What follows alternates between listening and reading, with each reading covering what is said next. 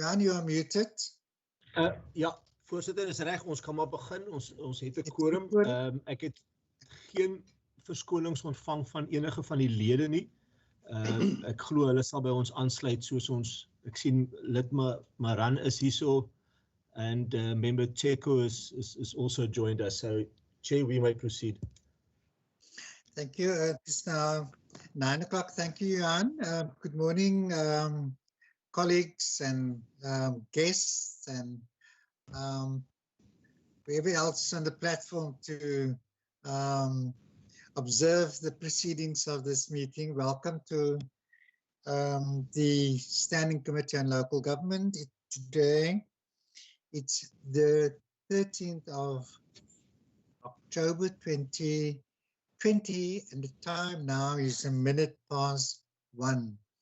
I have received one apology from the Minister. He has to attend a cabinet meeting. I don't know, Johan, are there any other apologies? Chairperson, I have not received any else, just the one from Minister and then the request from the HOD to be excused a little bit earlier. Okay, I see Honorable Maran's hand. Honorable Maran, I recognize you. Thanks, Chairperson. Good morning to you and all members and everyone present.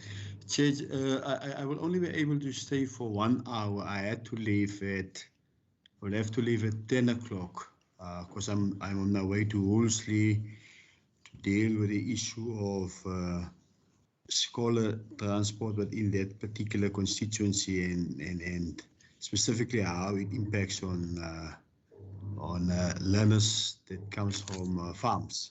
So, okay. Chair, I want to leave at 10 o'clock. Thanks. Thank you, Honorable Maran. I acknowledge that, and you'll be sorely missed. Since furthermore, members, colleagues, as you know, that this meeting, from where you are, that this meeting is conducted via Microsoft Teams. It's a virtual platform we're using. And this proceedings of this meeting is also streamed on YouTube live, and members of the public and stakeholders and other interested parties may tune into the channel to follow the proceedings. And may I ask that other than that all members and guests should disable their video function if they're not speaking, as well as their microphones. And if they do make a presentation, they may switch on their video link.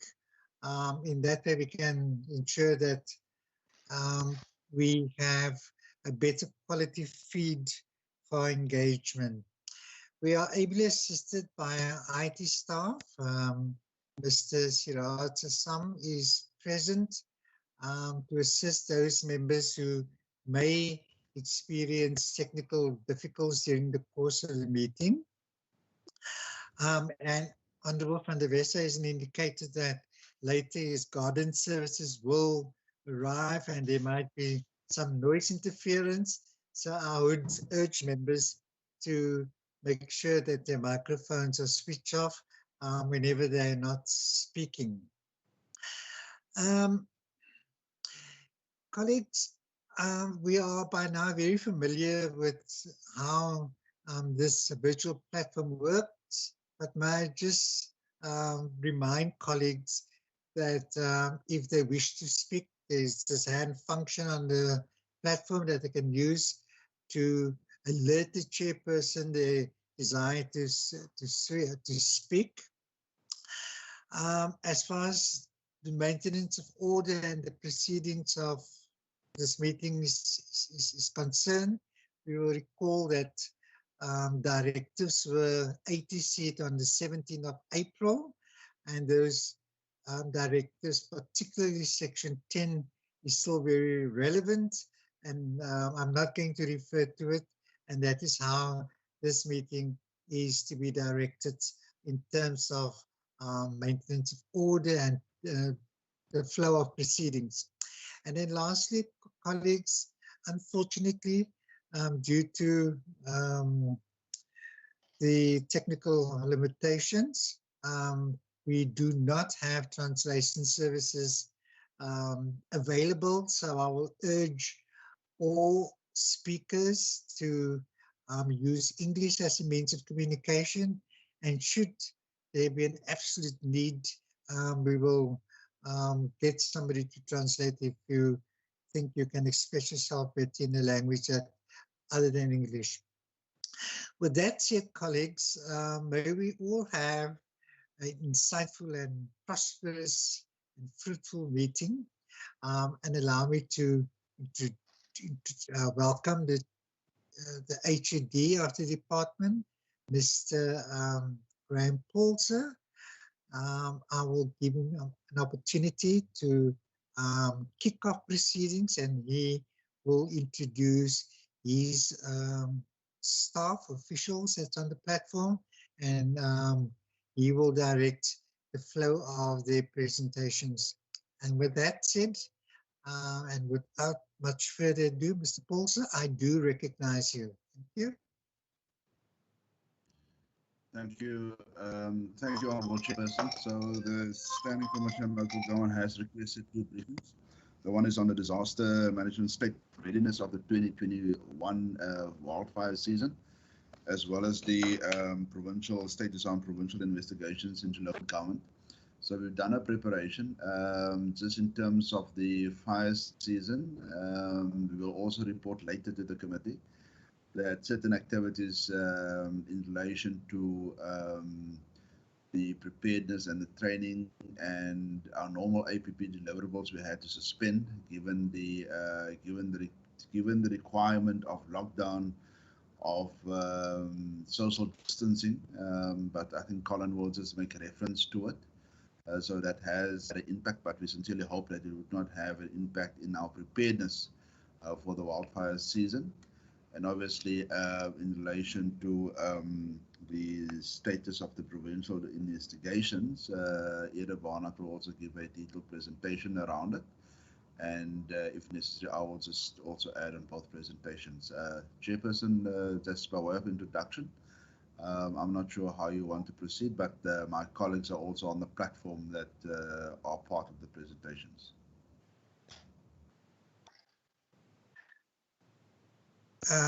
Mr. Paulser, I think that you can simply just introduce the person who's going to make the presentation, and whoever participate due to follow-up questions, they can then introduce themselves. And whilst preparation is being made for the presentation to be uploaded, I will then ask our members just to introduce themselves for the record so that you and your team and all our guests are aware as to who the members are that's on the platform. So on that, okay, you may speak quickly. Thanks, Honourable Chairperson. So Colin will do the presentation on the wildfire season, and Eda Barnard will do the presentation on the provincial investigations. So Colin will proceed with the presentation, Chairperson. Thank you. Thank you, Mr. Paulser. Before we commence with the presentation, Colin, may I just ask the members to introduce themselves quickly so that for the records and for our guests who are not familiar with the members, that they get a sense of who the members are. I'm the chairperson, I'm Derek America. Thank you, Chairperson. I am the member of the committee, Matlodi Maseko. Thank you, Honourable Maseko. Good morning, Chair. Andrikus van der Westhuizen, member of the committee. Morning, Andrikus. Good morning, Chair. I'm Pat Moran, alternate member of this committee. Good morning, Honourable Pat Moran. Honourable Tego on the platform. Good morning. Good morning, sir. Chairperson, I'm Melikaya Xhego. I'm an alternate member of the committee. Thank you, Honorable Xhego. Are those all the members? Any other members present? Thank you for that, members. May I then ask, Colin, you may proceed. Thank you very much. Good morning, Honourable Chair and Honourable members. I'm going to just spend some time to give you an update on the state of readiness that we have achieved for our 2021 wildfire season. I think the important point here is that we need to really look at the severity, and I've tried to add just a little bit around the major problem that we currently face, and I think it's being faced all over the world. If you look what's happening in the United States at the moment around the wildland urban interface, but I'll speak about that as we go further. So obviously the wildfire problem, trust my slides are visible.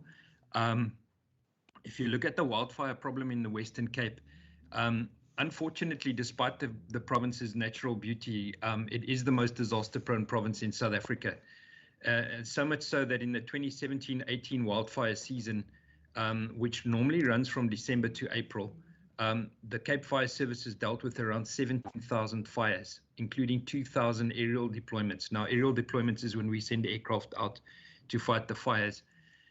We also in 2017 had the largest financial fire loss in any one fire in South Africa, and I think the Knysna fire is still quite fresh in many people's memories. The following year in the same area, in the George Outeniqua area, we had the largest fire loss in terms of area in the history of the Western Cape. Now, if you add to this the drought that we dealt with, major informal settlement fires that we're continuously dealing with, fire we had in a hospital on the West Coast, the avian influenza outbreak, which was a little bit under the radar, but destroyed 2.7 million birds, and then obviously the worldwide coronavirus epidemic, it does show that we are quite prone to having to deal with disasters. So in 2018 globally, it was the fourth costliest year since 1980 in terms of insured fire losses. This was due to an accumulation of the severity and costly events in the second half of that year.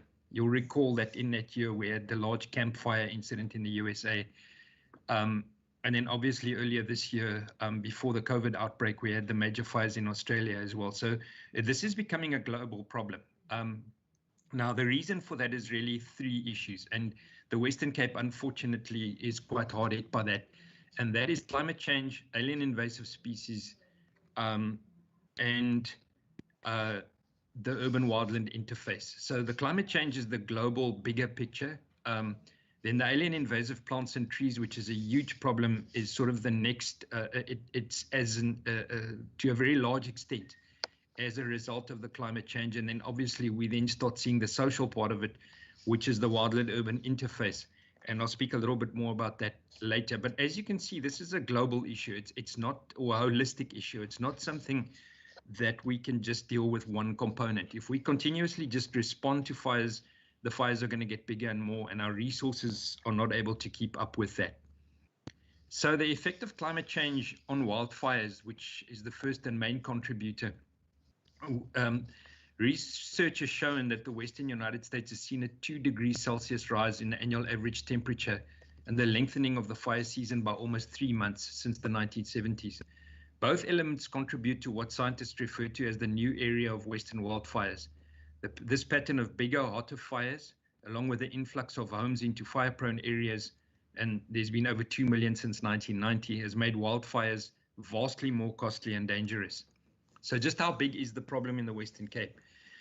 So as I said, and the statistics are from 2 years ago, but we rely on the accurate statistics, so it does take a while to get those statistics. So we had over 17,000 fires that were attended to by the Fire and Rescue Services in the Western Cape province. Now, this is not just wildfires. This would be anything from dustbin fires to building fires to vehicle fires, etc. Including or excluding the Imazama-Yetu fire disaster, approximately 2,000 of those fires were informal settlements, involving close to 5,900 individual units and 142 fatalities. Roughly 9,000 wildfires out of that was reported. And And then the two largest fires, as I mentioned just in my introduction, the Knysna fire in June 2017, we had 973 homes destroyed, 4,000 people displaced, 8 fatalities, and the approximate cost there was around 4 billion rand. The Garden Route fire, just a year after that, although we didn't see the massive damage to homes and that effect, the loss of life was in fact as serious, and the area that burnt was approximately 4 times the size of the Knysna fire. And then last year we had a major fire in January as well, when we had 38 houses destroyed and 2 fatalities in the Betty's Bay area. The fire burned for over 20 days, so you can imagine the amount of resources you need to deploy to a fire like that, with an estimated emergency response cost of 8 million rand. So this is a picture of what the Western Cape fire risk looks like. And I think the important thing is, if you look at it, it's obviously coded. You can see on the right-hand side from low to high. So the more the red colors is where the higher risk is. And this is something we do annually, is we take all the details around the felt age, where we've had previous fires, because obviously where you had a previous fire, you might not have that intensity this year. You take issues around alien invasives, you take density of population, and then you also take risks. Like, for example, the 400 kVA electricity power lines that come from the north and feed the Western Cape with electricity runs through that Cape Winelands area. And obviously then adding all those components together, we're able to put this this profile together, and this then guides us in the way that we are going to deploy our resources every year, where we will put most of our resources in terms of aircraft, in terms of ground teams, etc., and then where we will respond very quickly.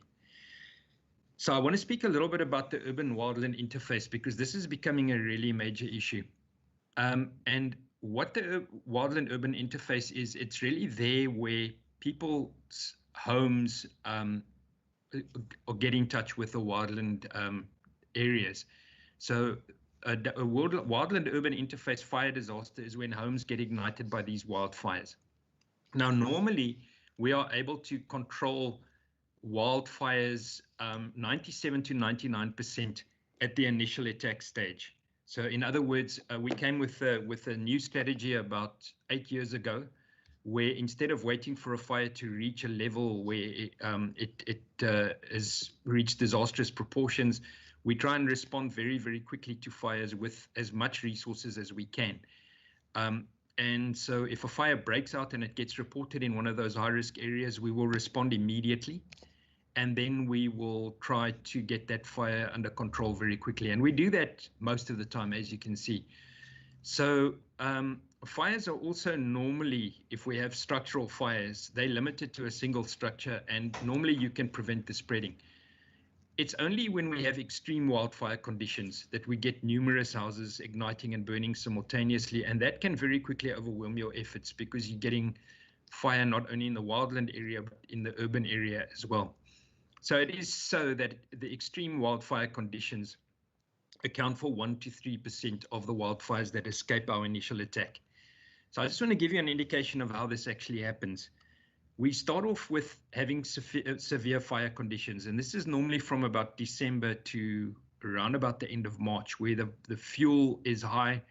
The HOD mentioned around the fact that due to COVID, we were not able to get to all our fire prevention activities. The weather is extremely hot and windy, and then obviously the topography of the province. That then leads to a wildland fire breaking out.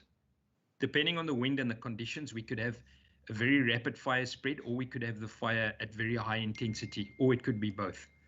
It then goes to where we have the interface, and the picture in the background gives you some indication of that, where it then becomes an urban fire, and we then end up with multiple simultaneous ignitions. That would overwhelm fire suppression. It's very, very seldom that on a big fire like that, a single municipality deals with it. We generally have a very good, and I'll speak about it a bit later, a very good, what we call a mutual aid agreement, which means that municipalities in the surrounding areas will come and assist each other. And I mean, we've even had situations where the West Coast has gone to assist Garden Route. So that system works quite well. We then get to reduced fire protection. So because of your resources being limited, your effectiveness of being able to respond to these fires becomes less, and that obviously the need for multiple resources. And then you get to your disastrous type situation, which we saw a couple of years ago in Readiness. So that's really the problem. And I think it's important for us to realize that the continuous urbanization is having a massive effect on our wildfire season.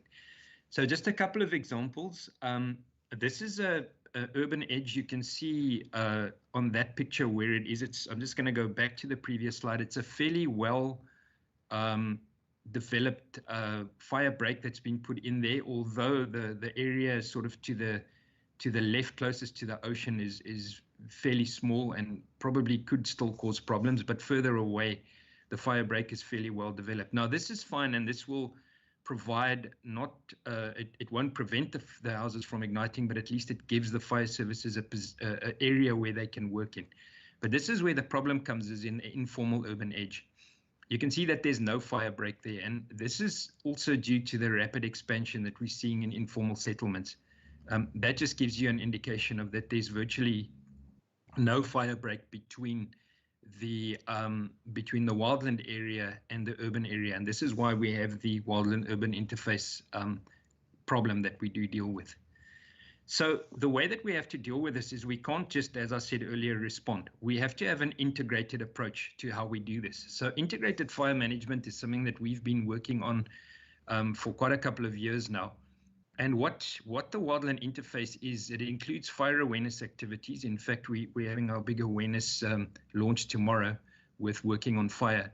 It includes fire prevention activities, prescribed burning, the sharing of resources, the coordination of those resources, detecting the fires, suppressing them, doing rehabilitation after fire damage has occurred, and then doing research at various levels, all three levels, to create a sustainable and well-balanced environment, reduce unwanted wildfire damage, and promote the beneficial use of fire. So it's all really added into this slide here, where we look at the various impacts, the economic impacts, the ecological impacts, and the social impacts. And once we have got all those components together, we then able to address the various impacts that we have to deal with from an integrated approach. So it's really from the very beginning where we teach people to be safe, where we do fire breaks, where we do a lot of that. I'll go into that in a few slides from now.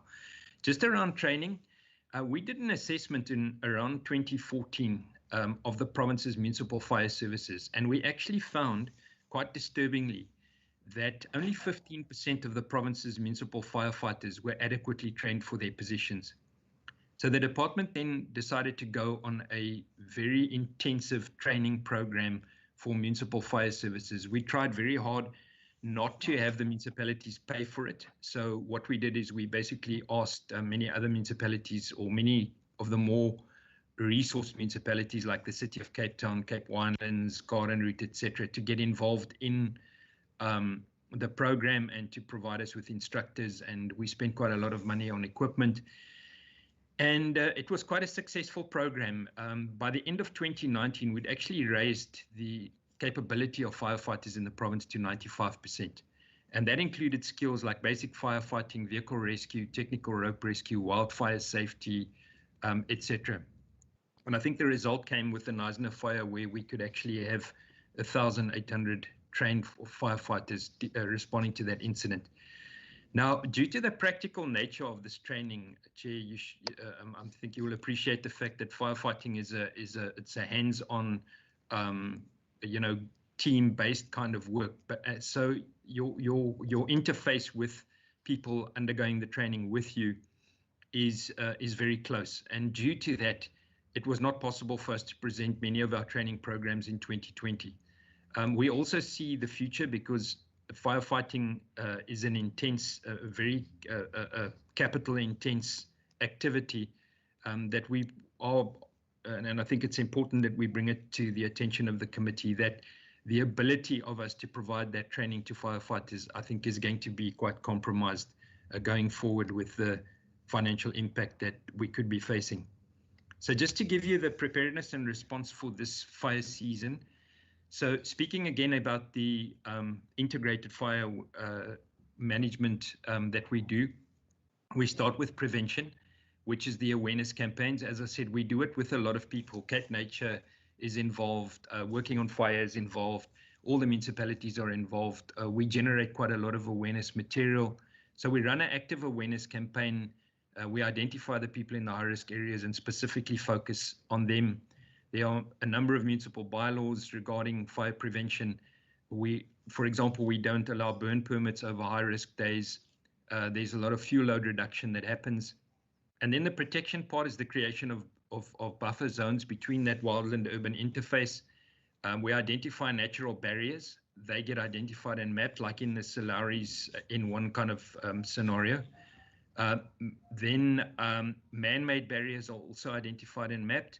Specific fire breaks we've got a register with the fire breaks, and that allows us to maintain and map them. Then we have a number of early detection systems, specifically in the forestry environment, but also we have an AFIS satellite system. Now, AFIS stands for the Advanced Fire Information System. And what that is it's a satellite network. And these satellites track any fire larger than 5 square meters across the continent. But we can then pick up a fire on the satellite. It's in our disaster center, and that then allows us to be able to respond early. So if a fire does break out, our primary response would be the landowner, obviously, if it's in a rural area, the fire protection associations, which are the groupings of the various landowners under the Veld and Forest Fires Act. The local municipality and the district municipality will respond to the fires initially. Should a fire be larger and need a secondary response, then the district and other district municipalities or even the metro will respond from a secondary response perspective. Then we have the specialized response, which is sending aircraft. We do send aircraft during the primary response, but due to the high cost of aircraft, we generally do it if the risk is large. So we won't send an aircraft immediately to any fire that breaks out. It's got to follow a couple of parameters. Firstly, it must be in a high-risk area. Secondly, the conditions must be of such a nature that we could be seeing the loss of life or property. And then we also have specialized ground teams. So what happens is when fires are in very high areas, you need to have people that are trained to work in mountains in that thin air environment. So we also train people to do that work, and we can then fly them in by helicopter so that they can support and possibly prevent a fire from spreading over a mountain and then coming back. The province supports the city of Cape Town and the 5 district disaster management centers in a number of ways. We provide aerial support, we provide ground teams, we provide the command system, and we provide training. So the specialized support, we work on the national contract with Working on Fire, and we are provided every year with 8 what we call spotter aircraft. So these are command and control aircraft, fixed wing, 2-seaters, and what they do is they fly above the airspace and see where the fire is going, and then they direct the operations of the other aircraft that come in. So we have 4 fixed wing bombers. They are aircraft. They carry 3,000 liters of water. Unfortunately, the problem with them is they have to land to refuel. They can't refill water in the air like the helicopters can. They actually physically have to land. But for that, we have developed 37 runways across the province. I'll show you a picture of that soon. And then they can basically take off, drop the 3,000 liters, turn around and land, and then we can refill them very, very quickly and get them back in the air. The fact they fly faster, obviously, than helicopters makes them quite valuable, and especially in the areas around the garden route and the more flatter areas. We have 8 Bell 205 helicopters, the ones that I think everybody are familiar with. They carry 1,000 liters of water. Obviously, they can pick up water in any area. And then we have now, just recently, last year, we brought in the first Blackhawk heavy lift helicopter. Now, this is an excellent platform. It carries 3,000 liters of water. It flies very, very fast. It's night capable. Unfortunately, the costs and the ability or the capability or capacity, excuse me, of these helicopters is a bit limited. We only have 1 in the country. But in addition to what we provide, the Cape Winelands provides 3 helicopters. The city of Cape Town provides 2, and the Overberg District Municipality provides 1. And then we have an agreement with the South African National Defence Force to provide us with 2 Oryx medium lift helicopters, which also carry between 2 and 2,500 litres. Unfortunately, their availability is not always guaranteed, and our response time on our aircraft is generally a few minutes, where we have to wait sometimes up to an hour for the Defence Force, because we have to go through a whole approval process. But we generally use them if we are in a situation where we have a major fire. Then, as you can see, what we've done is the map I showed earlier, which shows the various high-risk areas. That is where we then determine to place our aircraft. So the little icons of aircraft that you see there are our main runways and our main helicopter bases. And what we then do is we have a number of secondary bases where we can refill our fixed-wing aircraft if required. But we use the high-risk area to determine where to place our aircraft every year and what numbers to put in which places. It can change during the season. If we have a very busy period in the Overberg, for example, we meet every week during the fire season. We might decide to move some more aircraft just for a week or two into that area. So it's a very fluid situation as it goes on.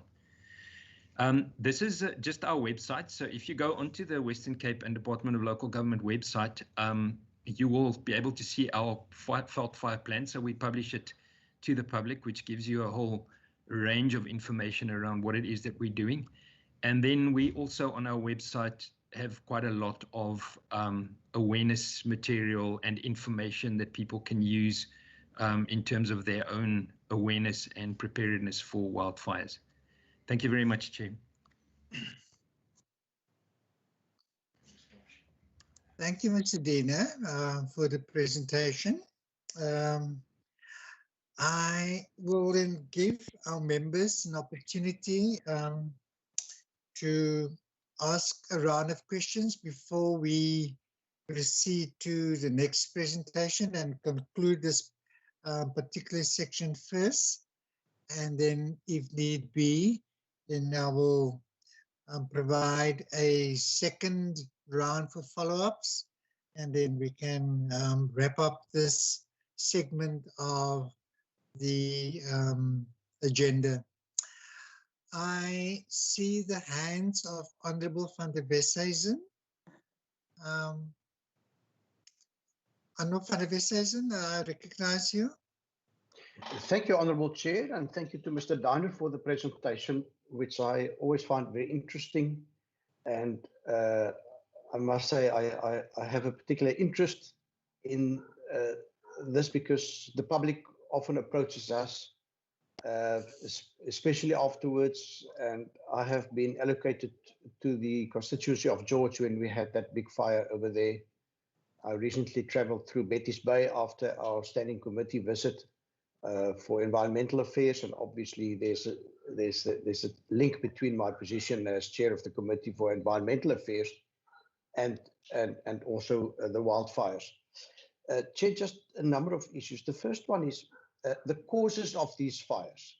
How many of these fires are caused by mankind, by humans, and are therefore, if I can call it, avoidable or could be managed, or, you know, if people were to act more responsibly? And how many of these fires are, for example, highlighted the danger posed by electrical overhead cables, light, well, you didn't refer to it, but I do know that lightning and other natural causes also cause fires. And I presume, you know, some of them we must accept as being outside of our control.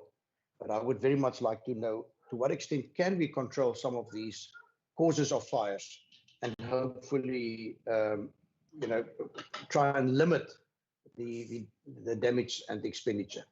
The second, so that's my first question. The second question is, it's my impression that most, if not all, fires start small, and that the English proverb of a stitch in time saves 9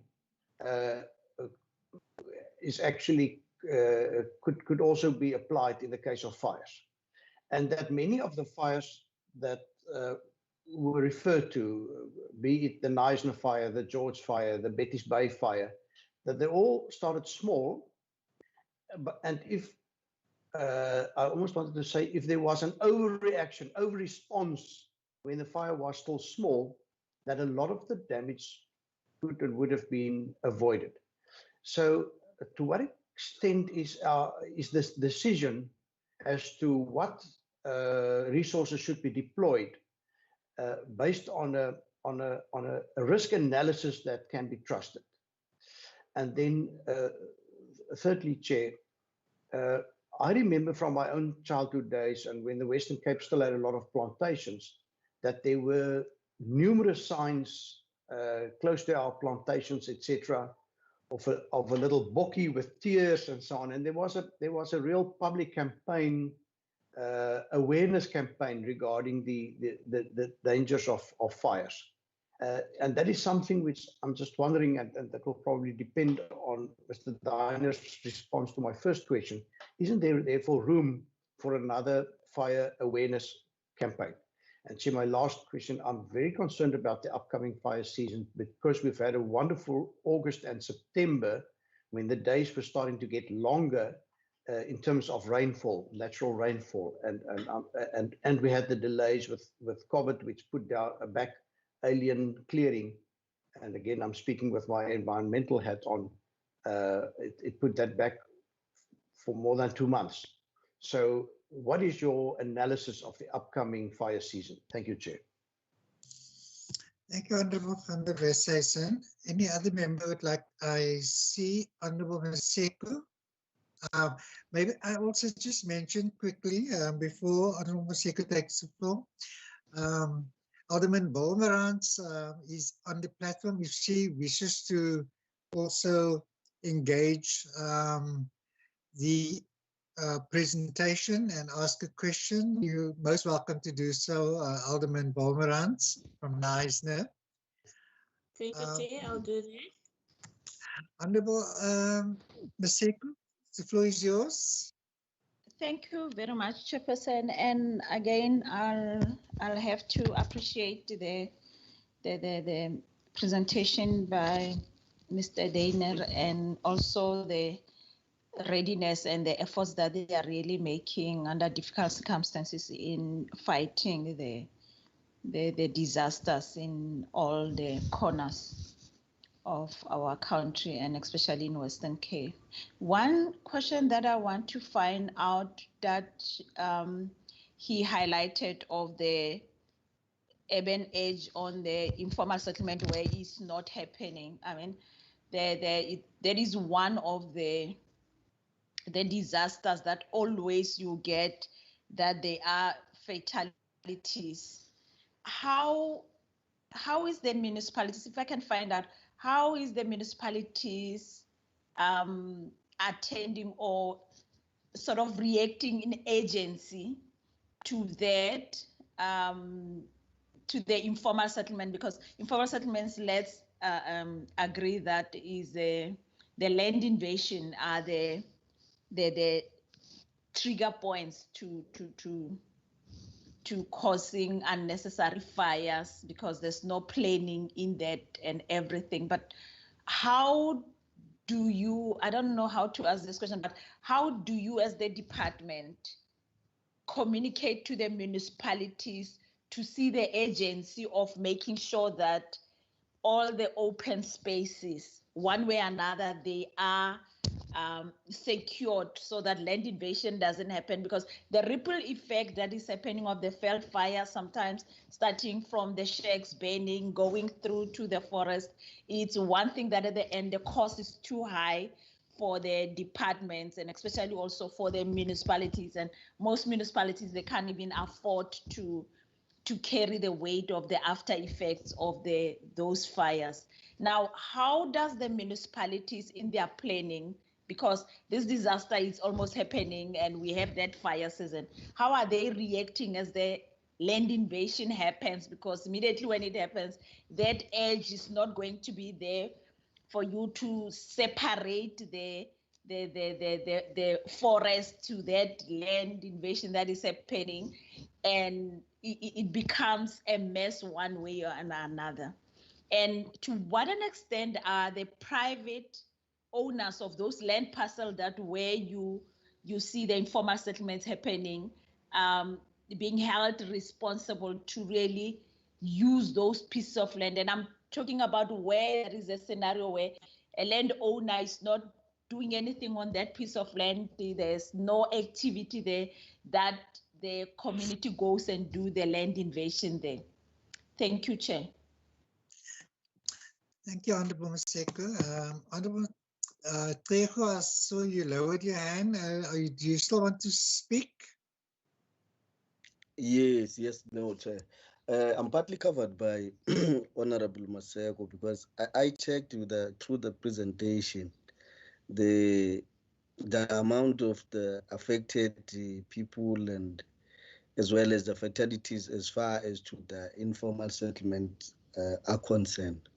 Having seen the presentation itself, I'm just concerned about the plan going forward, that what would be a strategic view of ensuring that there is a prevention and prevention measures that are put in place in ensuring that we prevent such kind of loss of lives, and as well, because that's where we see that not necessarily saying that in the urban areas that they do not affect what we call humans, but that's where mostly people are congested, and it takes a lot of loss of lives and as well as property. So what would be the best way of dealing or prevention of fires, especially around the informal settlement? And also I've noted that some of the mechanisms that were put in place, such as aircrafts that have been arranged. I'm very much concerned about the areas such as West Coast and Cape Wildlands, where food security might be under threat. I want to check with what the Honorable van der Westhuizen also wanted to understand, that what is the prevention plan going forward to ensure that such things do not happen. Thanks, Chair. Thank you, Honorable Trejo. Before I conclude the first round of questions, anybody else would like to ask a question? Older Lady Wolmerans, you'd like to ask a question now or later? I'm covered so far. Thank you, Chairperson. Good, thank you. Thank you so much. Honorable Moran, are you covered? Okay. Mr. Dana, maybe we could respond to those questions, and then we will allow an opportunity for follow-ups after you've responded to those questions. Thank you. Thank you, Honorable van der Honorable. Westhuizen, I see your hand is raised. Is it from the previous round? Can you lower it, please? Thank you. Thank you, Honorable Chair. I think the first question around causes, the vast majority of fires are caused by humans, by human intervention. It's a very small percentage that are caused through natural intervention. I think the important thing is, and maybe I can touch on the awareness here as well, is when a fire is started maliciously, it's very, very difficult. Fire services are unfortunately not law enforcement agencies, and I think we know that it's extremely difficult to actually, from a fire service perspective, to be able to, because you have to see it's a crime. So you have to see the crime actually taking place. You have to have witnesses. You have to identify the person. So when it's a malicious situation, it becomes very difficult. We did have the Betty's Bay fire, which obviously there were witnesses. There was a case. A person was charged. I don't think the case has been concluded yet. So that is a major problem, and that's why we spend an inordinate amount of time and a huge amount of money on awareness programs. So there are actually awareness programs. What we found was that where the shortcoming was with our awareness programs is everybody was doing their own programs. So a while back, Cape Nature was doing a program. Working on Fire was Environmental Affairs nationally were doing a different program. Disaster Management were doing something different. So we established what we called the Wildfire Working Group. And that basically brings in everybody involved in integrated fire management. They meet outside of the fire season, they meet once a month, and then inside of the fire season, they meet every second week. And what that working group's, sorry, they meet every week. What that working group's job is to look at the whole integrated approach. So the awareness program, what we've now done is we have one awareness program. So everybody is bringing the same message. And the message of fire is everyone's fight is the one that we try and bring out.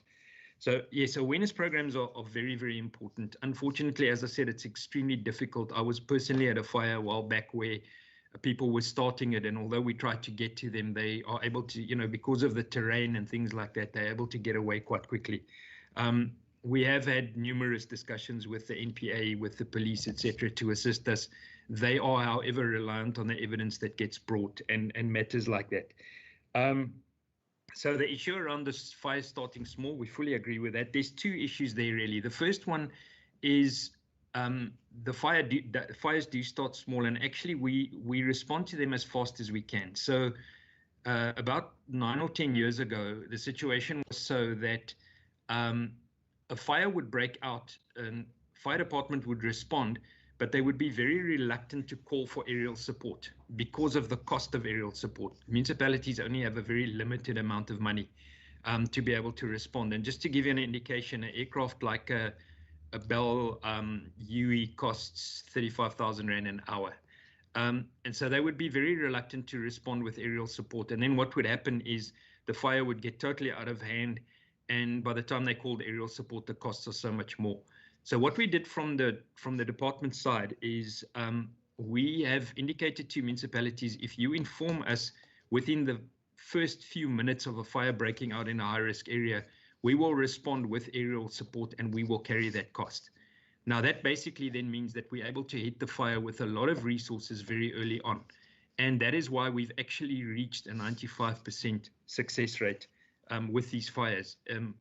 I think if we did not have that early response process, it possibly could have been a further major problem. The coming fire season, we share those concerns. We are quite concerned. It's been an extremely heavy rain season, and the notion that because it's rained quite a lot that we won't get a lot of fires is actually not correct. What the honourable member said is on the other hand quite correct. Is the moment we start getting warm weather, specifically the alien invasives dry out quite quickly, and then we end up having major fires. We are trying to catch up as fast as we can, the various agencies, in trying to get the necessary protective systems in place. I think we must also realize that major wildfires, although they start small, can spread extremely fast depending on what the conditions are on the day. So if we're having, very high level winds over an area with dense growth, that fire spreads in a very rapid manner. I'd like to give maybe just an example, and that is that the current fire in the west of the United States, the front of that fire is currently, if you had to overlay it over South Africa, would be from Cape Town to Bloemfontein. That's the size of that fire. So I think we need to just understand the size of how these fires get and what we have to deal with.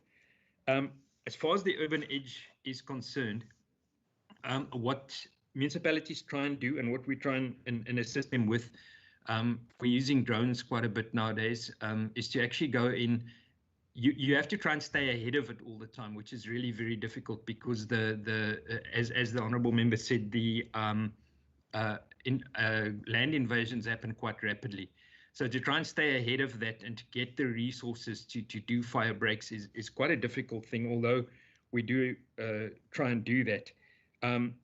What does happen as well is once a fire has happened in an informal settlement, specifically in the city of Cape Town, when that area is cleaned up and people move back there, they're given a starter kit, but then they are given an area where there's enough spacing to try and prevent a fire from spreading, because that's really how it spreads from one structure to the next. So the spacing process comes in.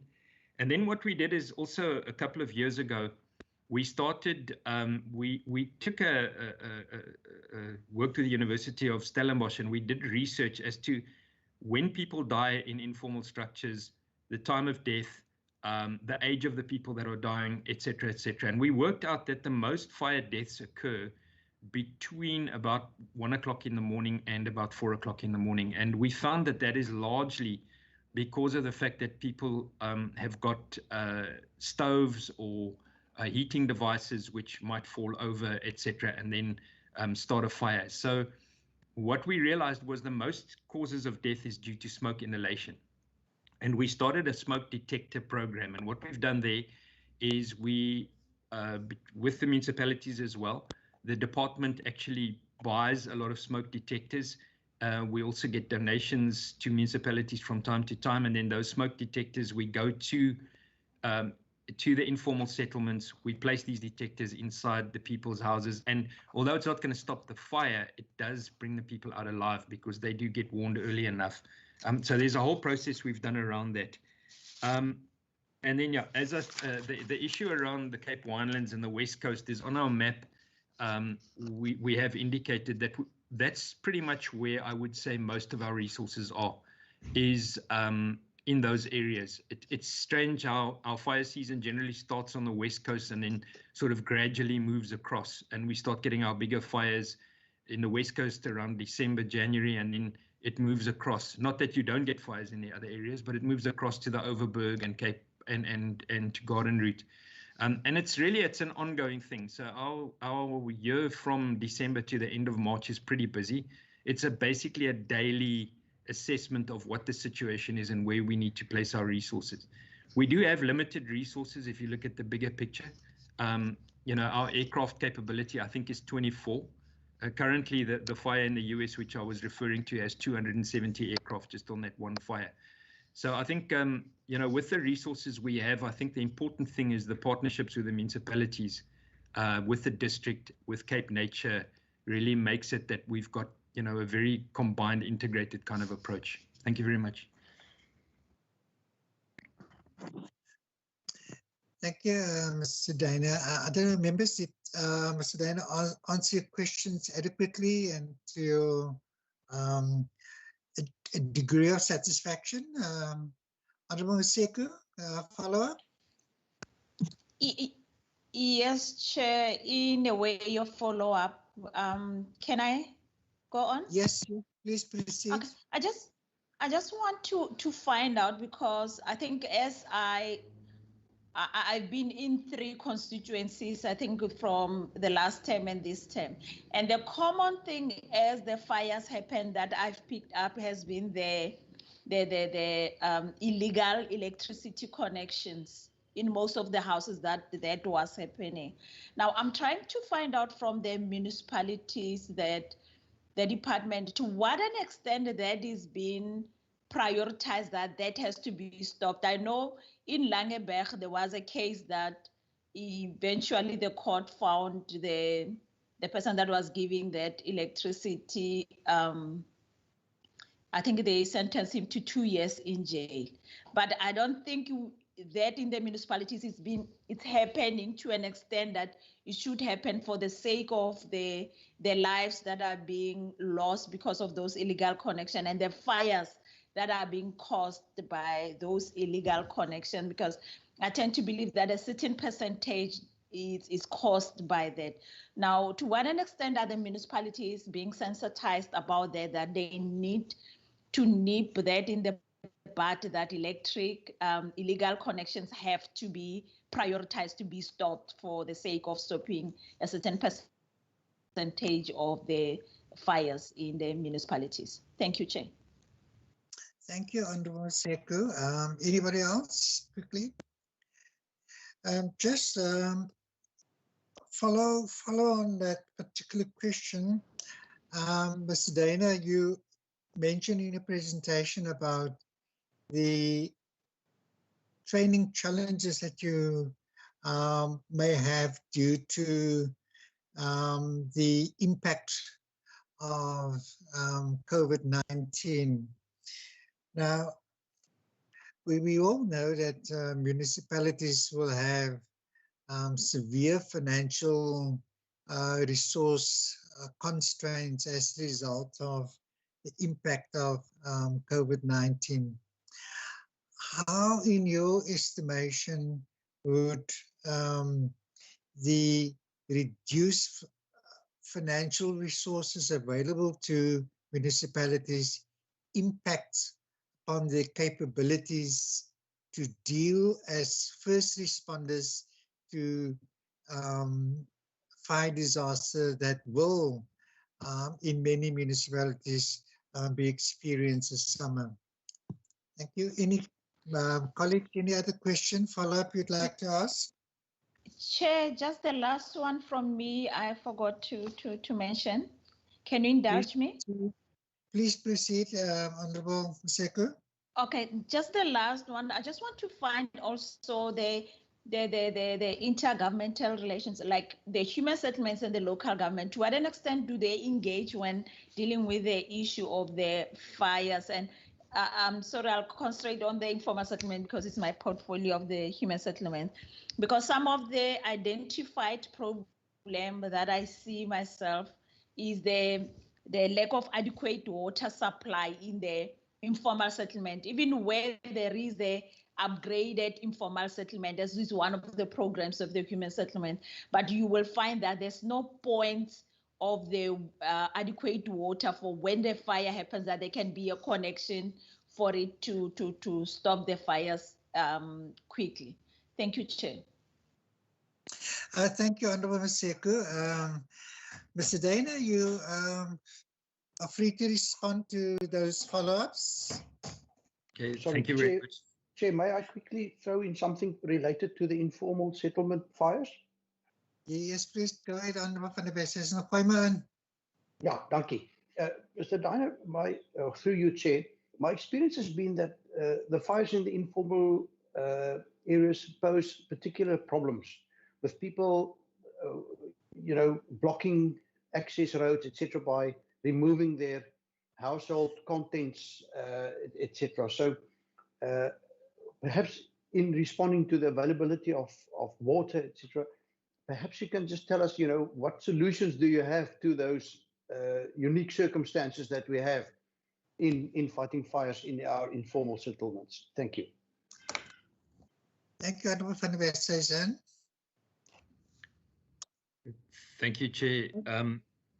Thank you, Honourable Chair. I think firstly, the illegal electricity situation is obviously a serious cause. It's something that we obviously try to work with from an awareness program as well. Again, it's very difficult in the sense of detection, of actually being able to detect it from a fire services perspective. What we do is we have in our disaster management advisory forum, we have ESCOM, we have the municipalities. We look at what, because there's a number of risks obviously that lead to starting fires and dealing with them. Again, this is, being an illegal activity really does make it extremely difficult to try and enforce. Then as far as the training challenges is concerned, I think the effect is going to be significant. That to an extent that we could be faced in, I think we've made up quite a lot in terms of the work that we've done up to now, but I think we're going to be sitting with a significant problem in a few years' time if we don't address the training. Fire services training in South Africa is unfortunately very, very far behind. We've had a number of years where this has been a problem, and I think it was very clear when we came across, our assessment a few years ago, and that's why we put so much time and energy in. The challenge municipalities have, firstly, is that training it's equipment intensive, it's cost intensive, it takes time. To send people to training, the kind of training that a firefighter needs does not get presented all over. There's very few places. The city of Cape Town has a training center, but generally they can only train their own people. Cape Wildlands has a training center. So we tried to, as the province, we tried to intervene in a way that we could actually find some creative ways of getting everybody trained, and that has worked quite well. But again, as I say, the costs are high to train people. You have to simulate situations because you can't put a person into a structural fire if he's not been trained to handle a structural fire. You can't teach people to do rescues if they haven't actually been put in those situations, and those are quite critical to manage. So I think we are facing a serious challenge going forward as far as the training of our personnel are concerned. We're not going to in any way compromise the people's safety. We still make it a necessity for everybody every year to have what we call a fire line safety certificate before we can put them onto a wildfire. So there are ways that we try and do it. We work with all the various agencies to try and see how we can get people trained. The human settlements, the intergovernmental relations, again, as I said, we have a very good IGR system within disaster management where all these parties are brought on board. For example, human settlements have also been working with us on the fire detection program. As far as the water supply is concerned, it is a major problem. And in a lot of areas, specifically the informal areas, the water supplies are not always available. And so what we have with the challenges that provides, there's a couple of things that have happened. The first one is that the response into an informal settlement and driving through informal settlements is really very difficult. With the big fire truck, you don't really have the roads that you can navigate. And what we saw, for example, in a Zamayetu fire a couple of years ago is, as the firefighters were advancing their hoses to try and stop the fire at the top end, there were some very desperate people that were actually cutting the hoses, and for no other reason than they wanted to direct the fire to their own places. So it was a desperation thing and not a sabotage act. And you can understand the difficult situation when you've got the kind of winds with these fires burning.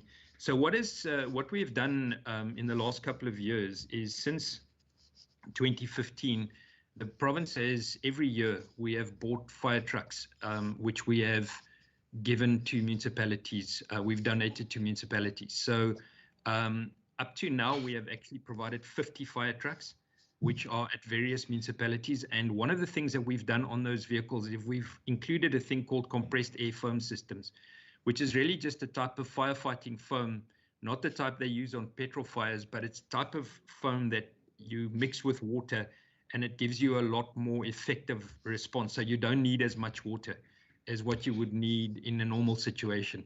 So we're looking at, there are a number of innovative ways. The big problem, of course, with informal settlements is their rapid expansion, and also the fact that they are as dense as what they are in the kind of wind environmental kind of conditions that we deal with. Thank you, Chair.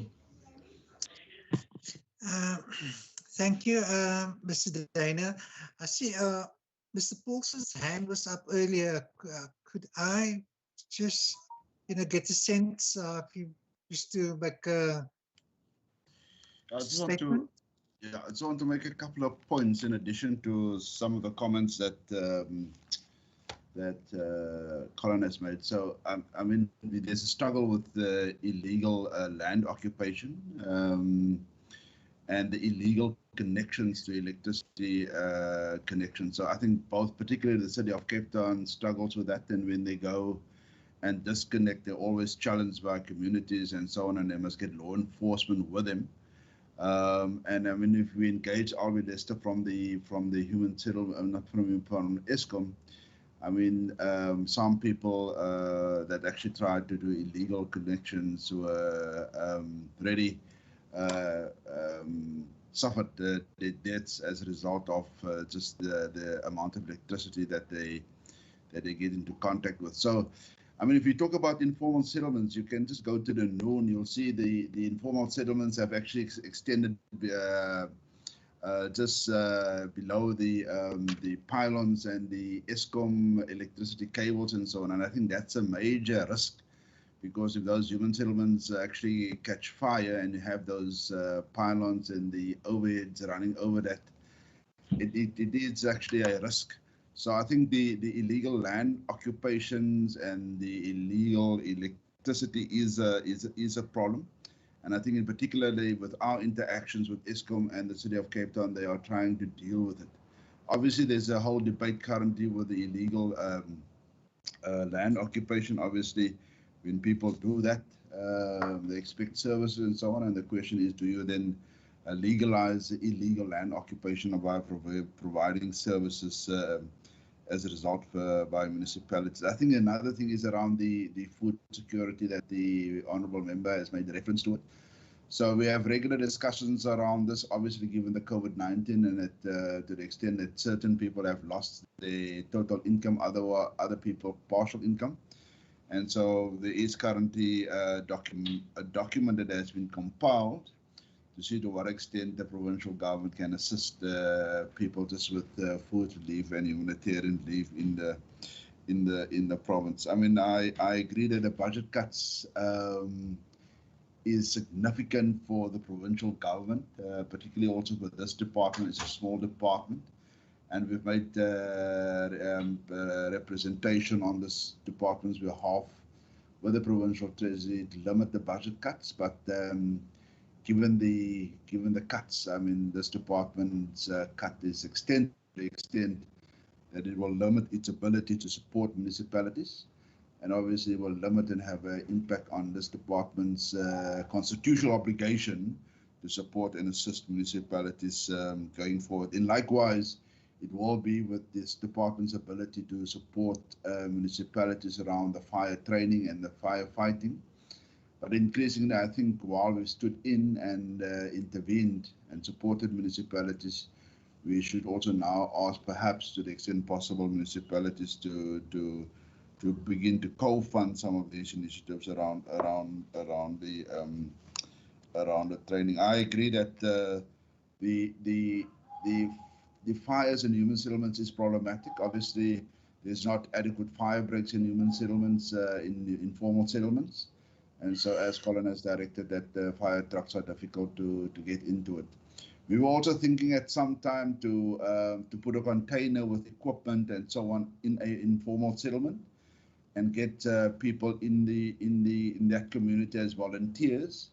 So in the event that there is a fire, that they can be the first responders to the fires, open the container and get some of the equipment out and so on, while they wait for the fire trucks and official support to arrive and so on. So that was this initial thinking, but I think also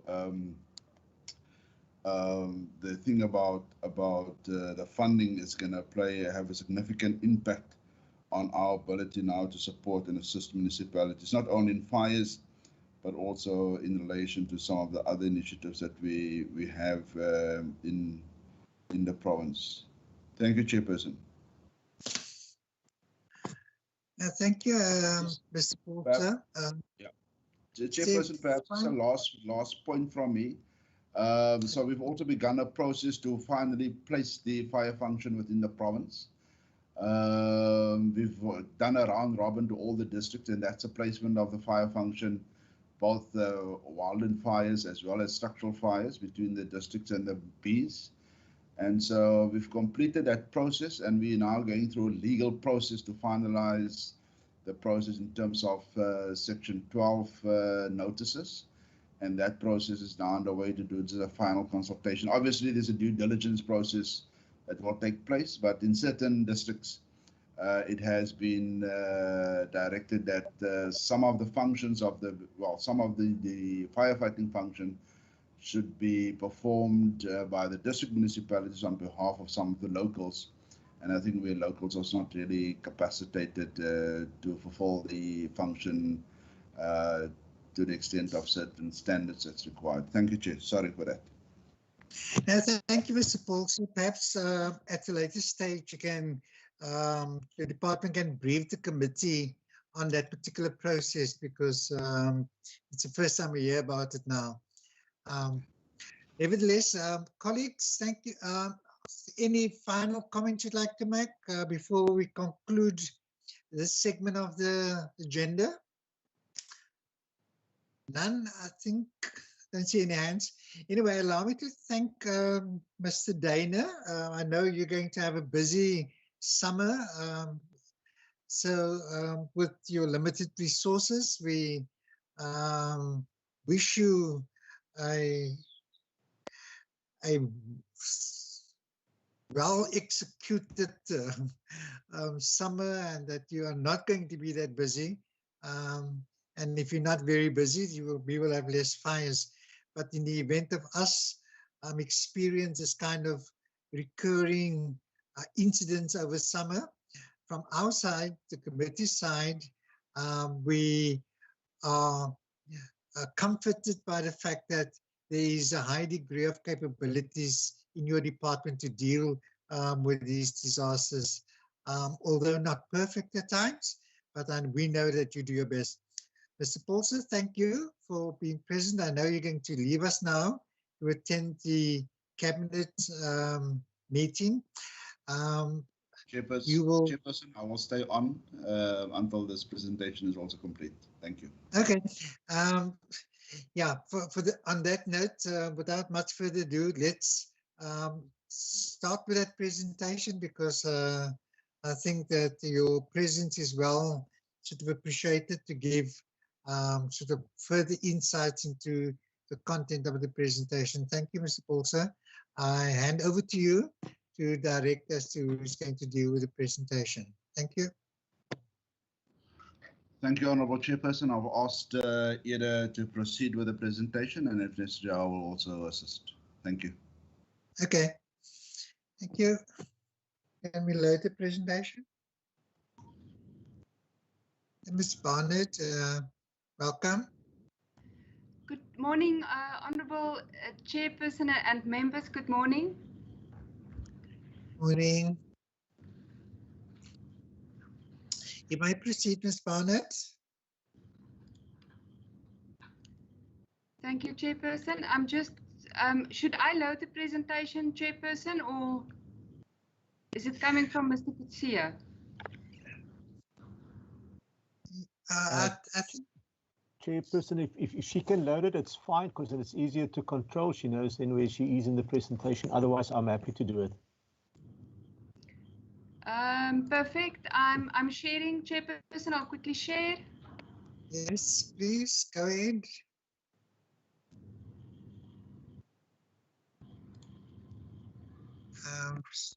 Here we go.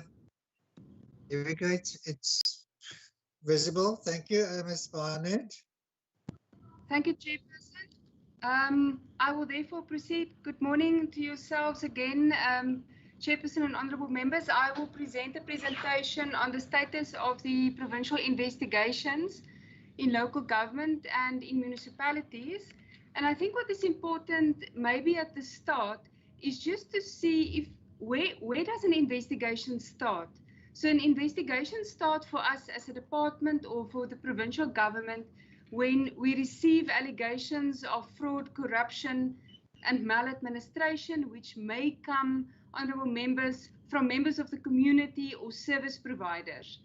Now, it's very important for us from the outset as department to understand that when these allegations come, they will eventually, or as a result at the end, fall into one of two categories. The first one is a frivolous allegation.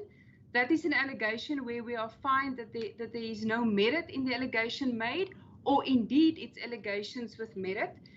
Both of these need to be assessed at a high level by a specialist investigator, Honourable Chairperson, for us to be able to make a determination about the next steps. What is important also is that I will share those steps with the honourable members as I proceed during the presentation. Then also just to reflect, we then get this information via whistleblowers, which can be formal or informal. In the case of formal, there is specific legislation in terms of which these whistleblowers provide us information, and they are treated accordingly. Just some of the sources of where we get these allegations from. There is an official hotline for the Western Cape government, which is situated in the Department of the Premier.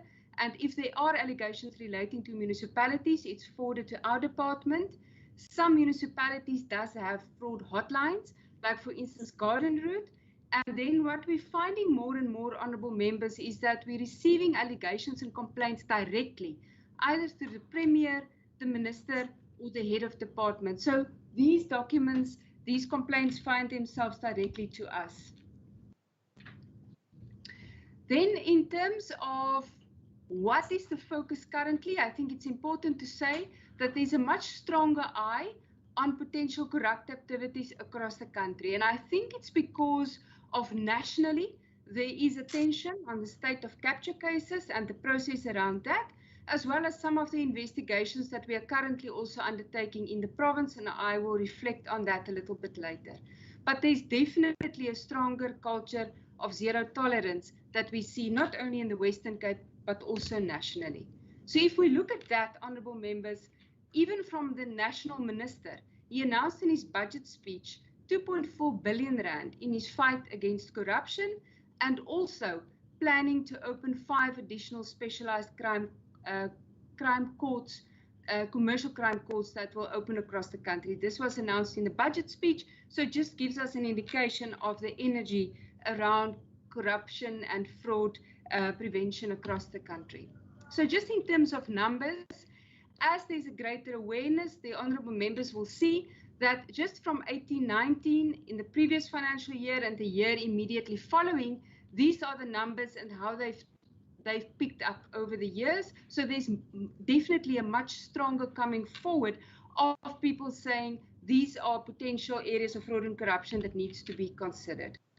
So who's ultimately responsible? If we receive, as a provincial government or a municipality, receive an allegation, because that is what it is at that stage, who must take action, who must do something? Two areas becomes then responsible.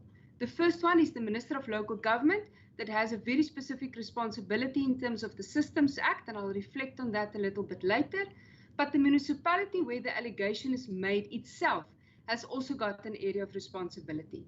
This is responsibility, honourable members, it's assigned to the municipality in terms of the MFMA, the regulations for senior managers that's in the Systems Act, and also municipal regulations in terms of the MFMA. So it's a dual responsibility. Then in terms of the legislative mandate, so importantly, look to the Constitution. First, the objects of local government, number A, is to provide a democratic and accountable government for local communities. And this means clean governance. It means that there is no fraud and corruption in a space of government. So that's important to keep in mind. Secondly, please proceed. Thank you, Chair. I'll proceed.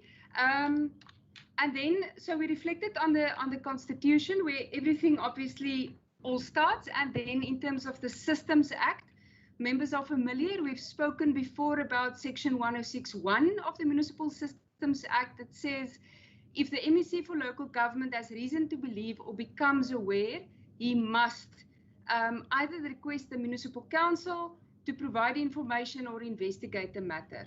So that is where the responsibility for minister comes from. It's embedded in the Systems Act. And further to that, at the bottom of the slide, the Western Cape Monitoring and Support Act is actually an act that was published in 2014 by this department to further refine this mandate of the minister, and therefore there are specific requirements that we need to adhere to, and I'll reflect on that when I unpack the process.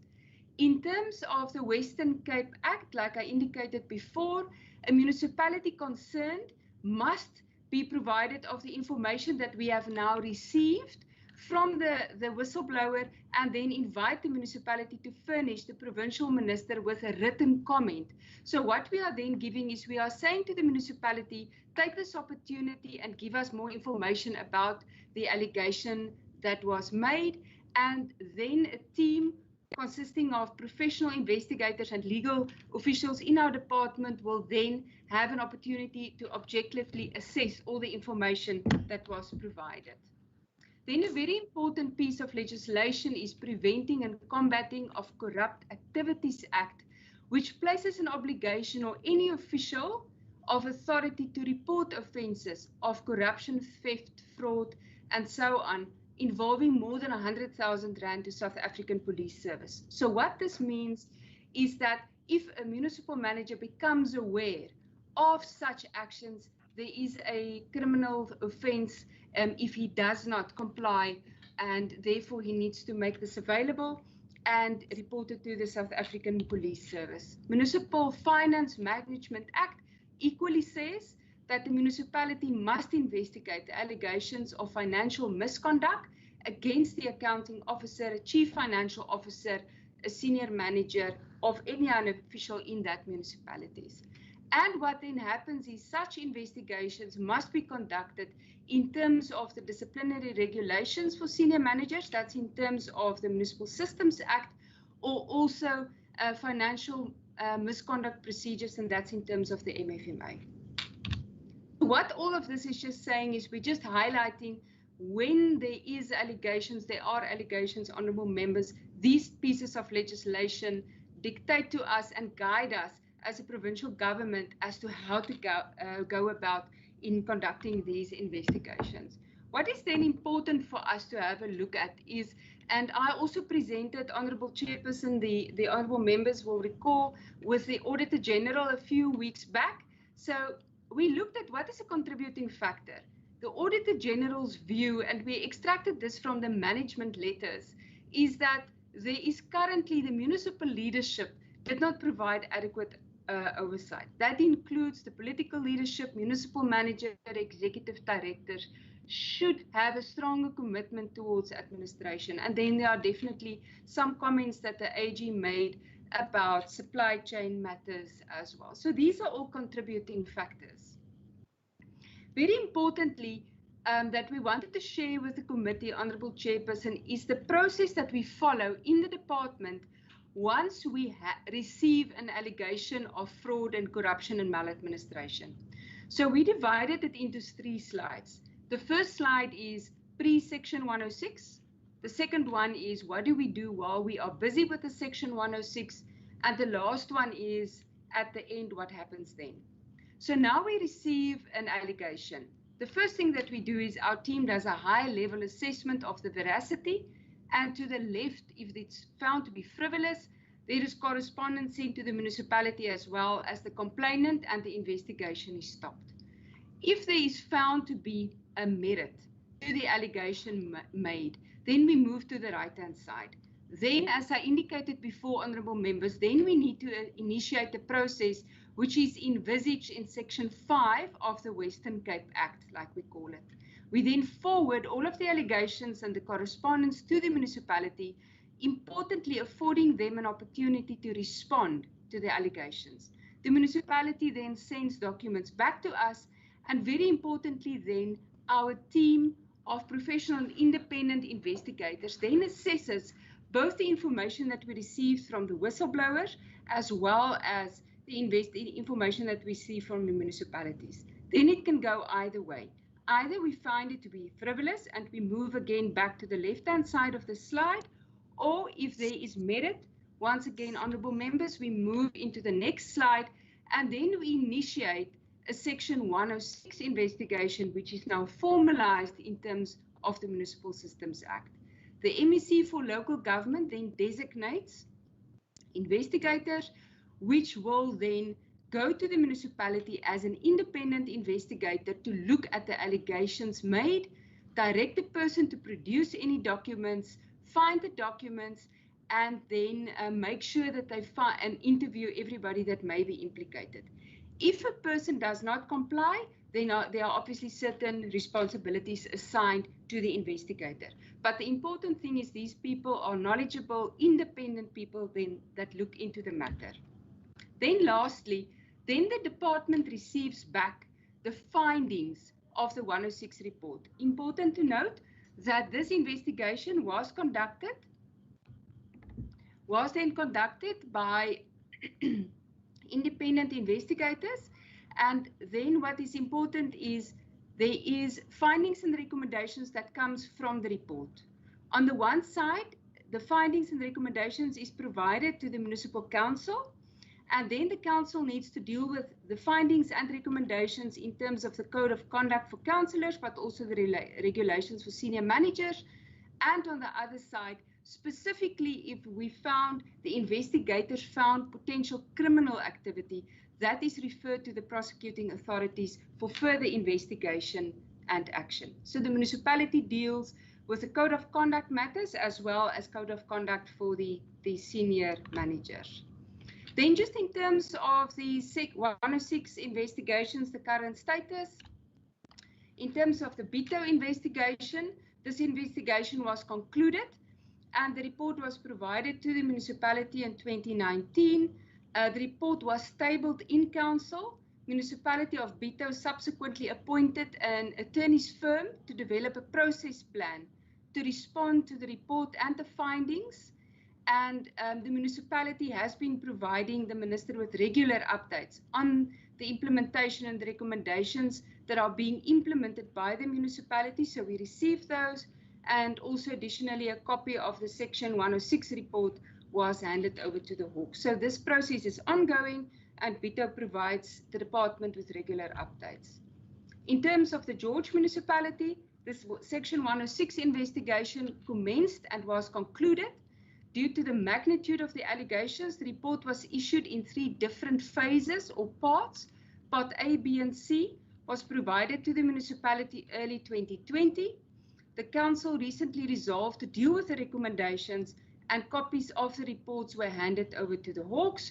And it's also come to the attention of the department that there's a number of people that appeared in court on the 9th of October after the Hawks concluded their investigations into certain of these allegations. Then just in terms of the Section 106 investigations that we are currently busy with, the Central Karoo District Municipality, there are allegations made of tender irregularities and also irregular payments. The investigation by the independent investigators have been completed, and the report is currently finalized, and we understand the issuing of the report is imminent. In terms of the George municipality, there is a next designation that relates to HR management and irregular appointments, and that investigation is commenced and is underway, as well as Matsikama. There has been allegations of irregular appointments, theft, and also payment matters, and that investigation is also commenced. Then just to indicate to the committee, there is close cooperation that has been established over time with certain of the law enforcement agencies, that's the Hawk, NPA, and SIU. So specifically what we do in this regard is, if the investigators have found matters relating to criminal offences, these reports are then provided to these authorities for further investigation. And there are currently a number of probes that we understand are underway at that agencies at the local level.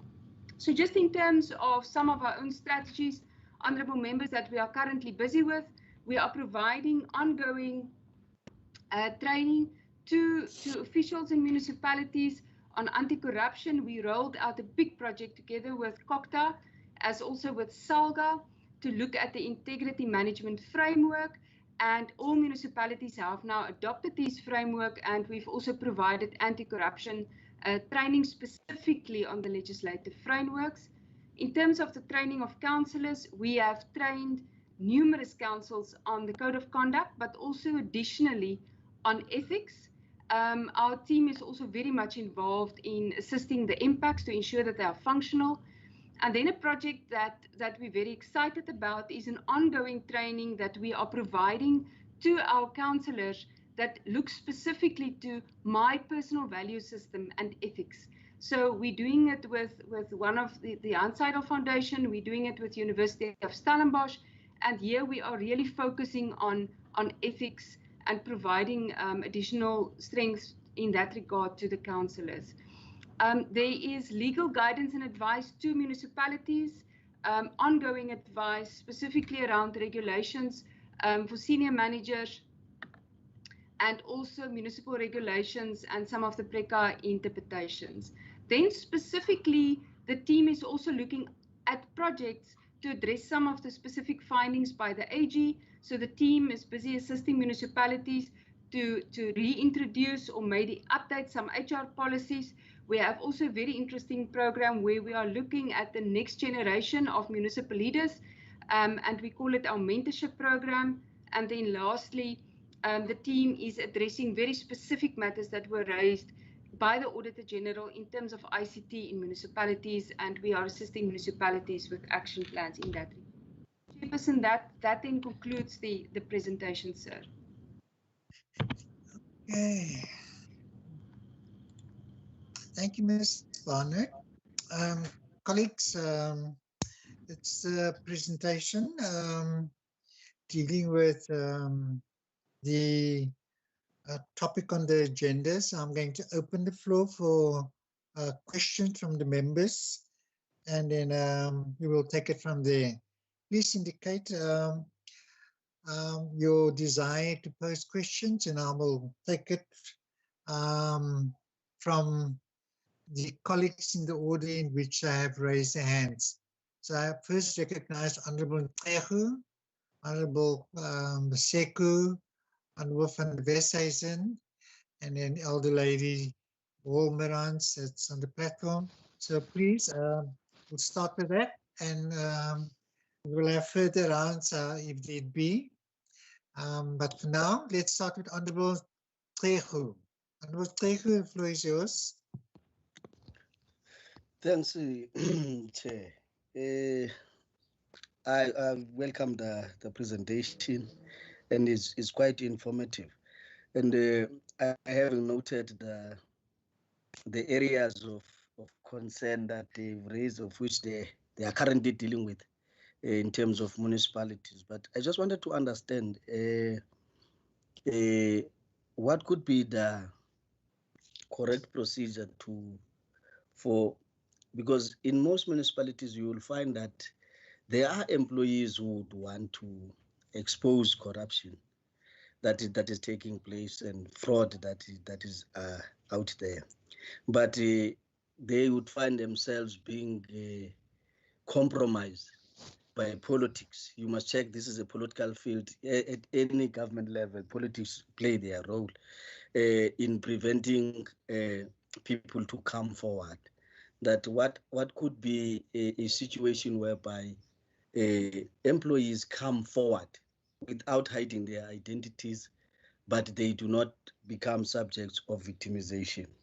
And then also I've noted through regular reports that we found from newspapers and everything else, that Kanaland municipality in the Little Karoo has been frequented by SIU and Hawks recently, even last week. But I do not see them in the report that was presented here.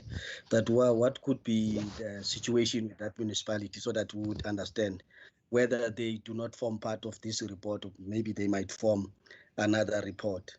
And then lastly, in a situation whereby that a municipality such as Kanaland is under the direct stewardship of the province with an administrator that is there coming from province.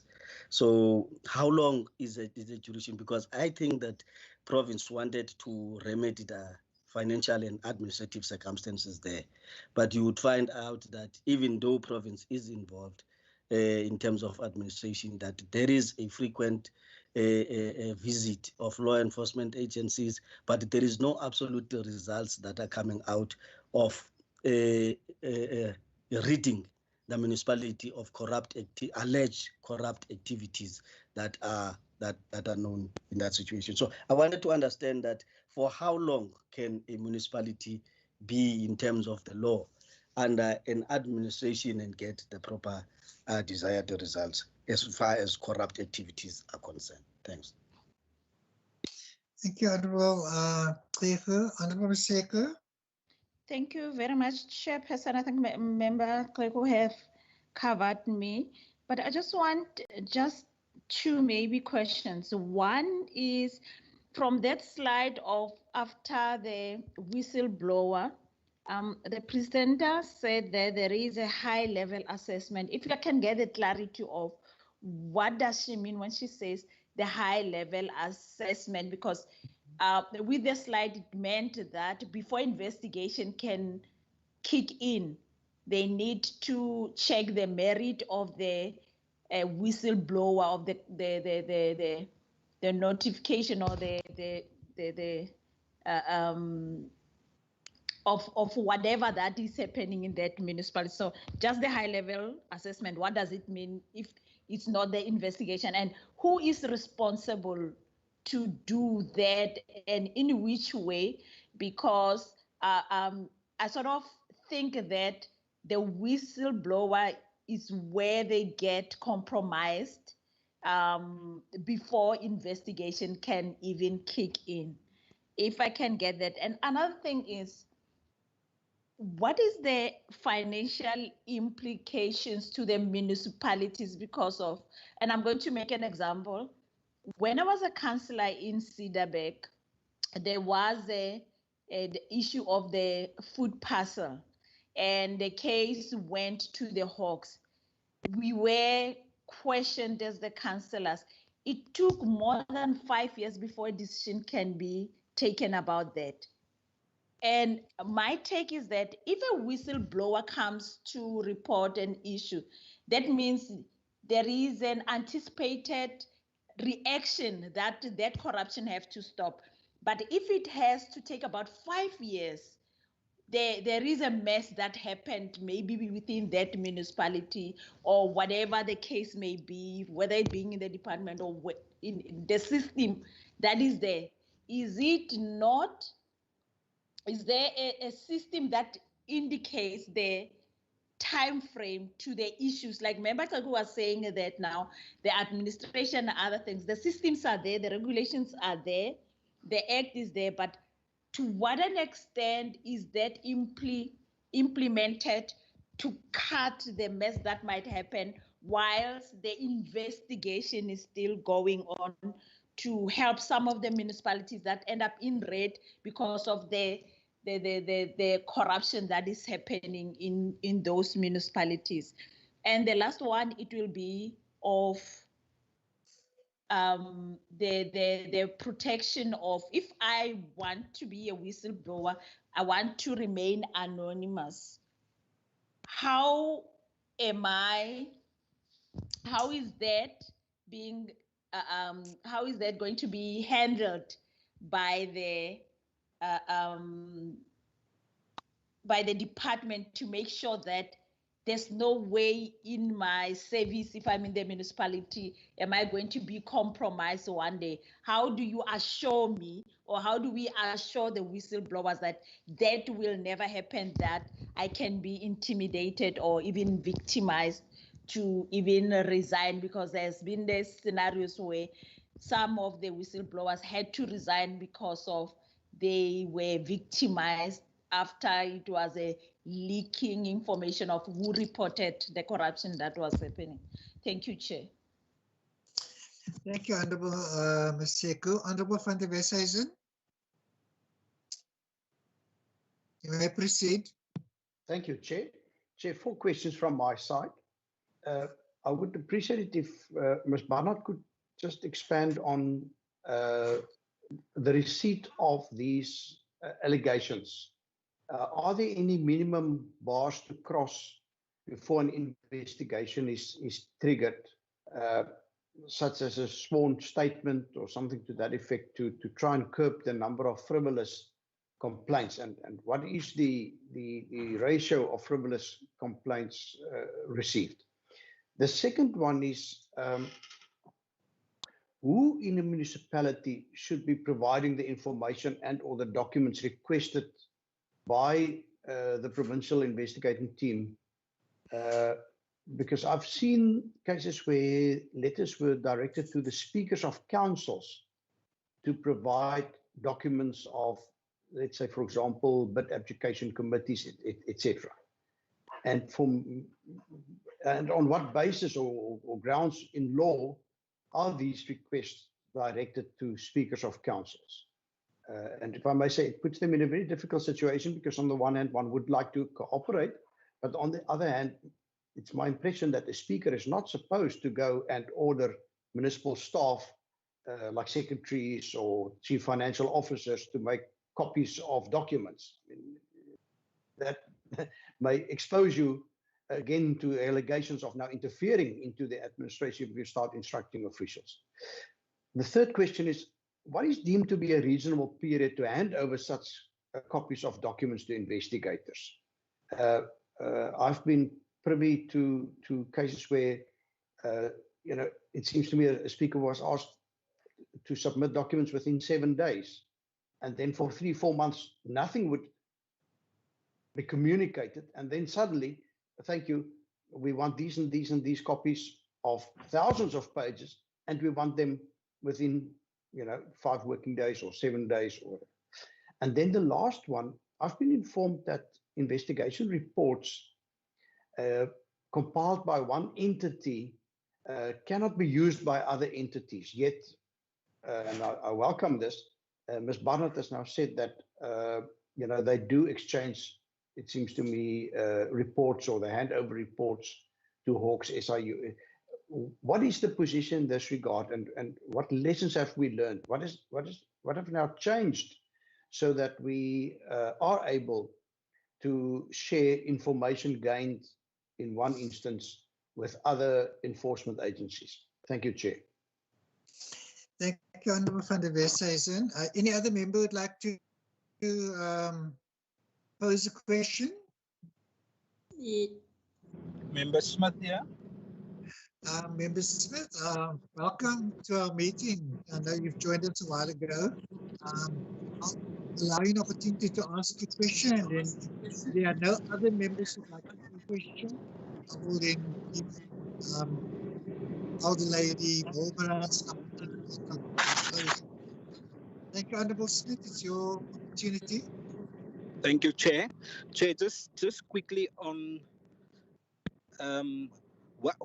to what extent is internal forensic investigations of a municipality being used to also look into some allegations? Because you would find that municipalities would do their own internal investigations, and without the MEC or any other entity knowing about this, or is aware of any wrongdoing, perhaps.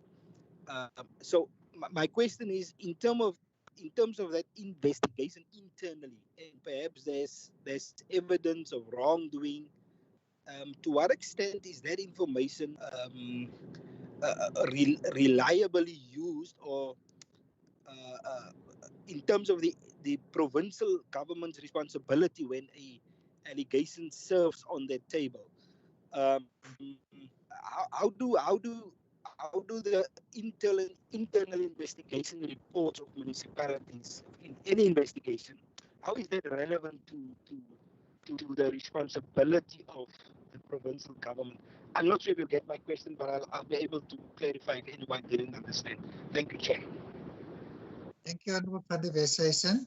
Lastly, Elder Lady Wolberans, you have an opportunity. Thank you, Chairperson, for affording me the opportunity. I'm partly covered by some of the honourable members, but mine is just, I want to know from Ida, how confidential is it when a whistleblower comes forward?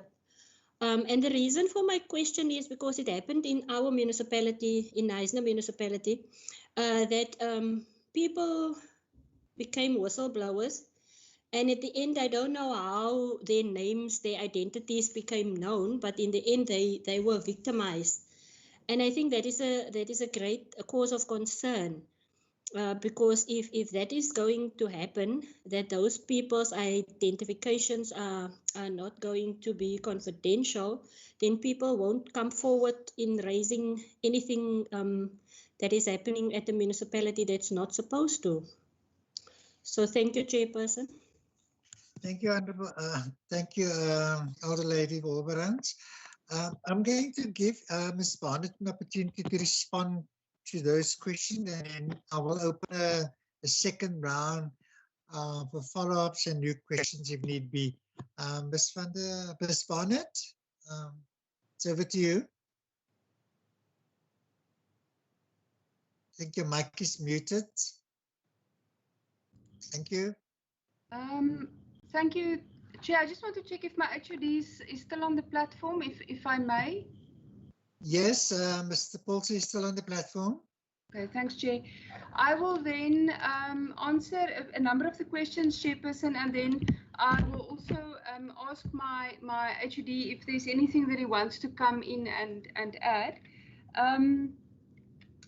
Just in terms of whistleblower protection, I think it's important to indicate, Chair, that there is an act called the Protected Disclosures Act. So what we find is that there's a number of whistleblowers that come forward, and then they indicate to us that they want to remain anonymous. And then what we did do is we accept them in terms of the provisions of the Protectors Disclosures Act.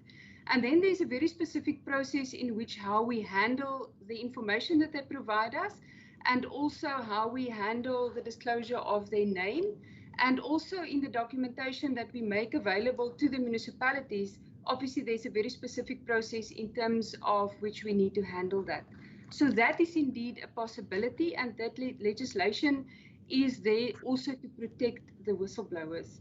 I think what is also very important to say that if then there is a situation like was rightly indicated just before, if there's a situation where an employee has been subjected to any occupational harm and or any other challenges in their workplace, it's within their full right then to invoke his or her rights in terms of the Labour Relations Act.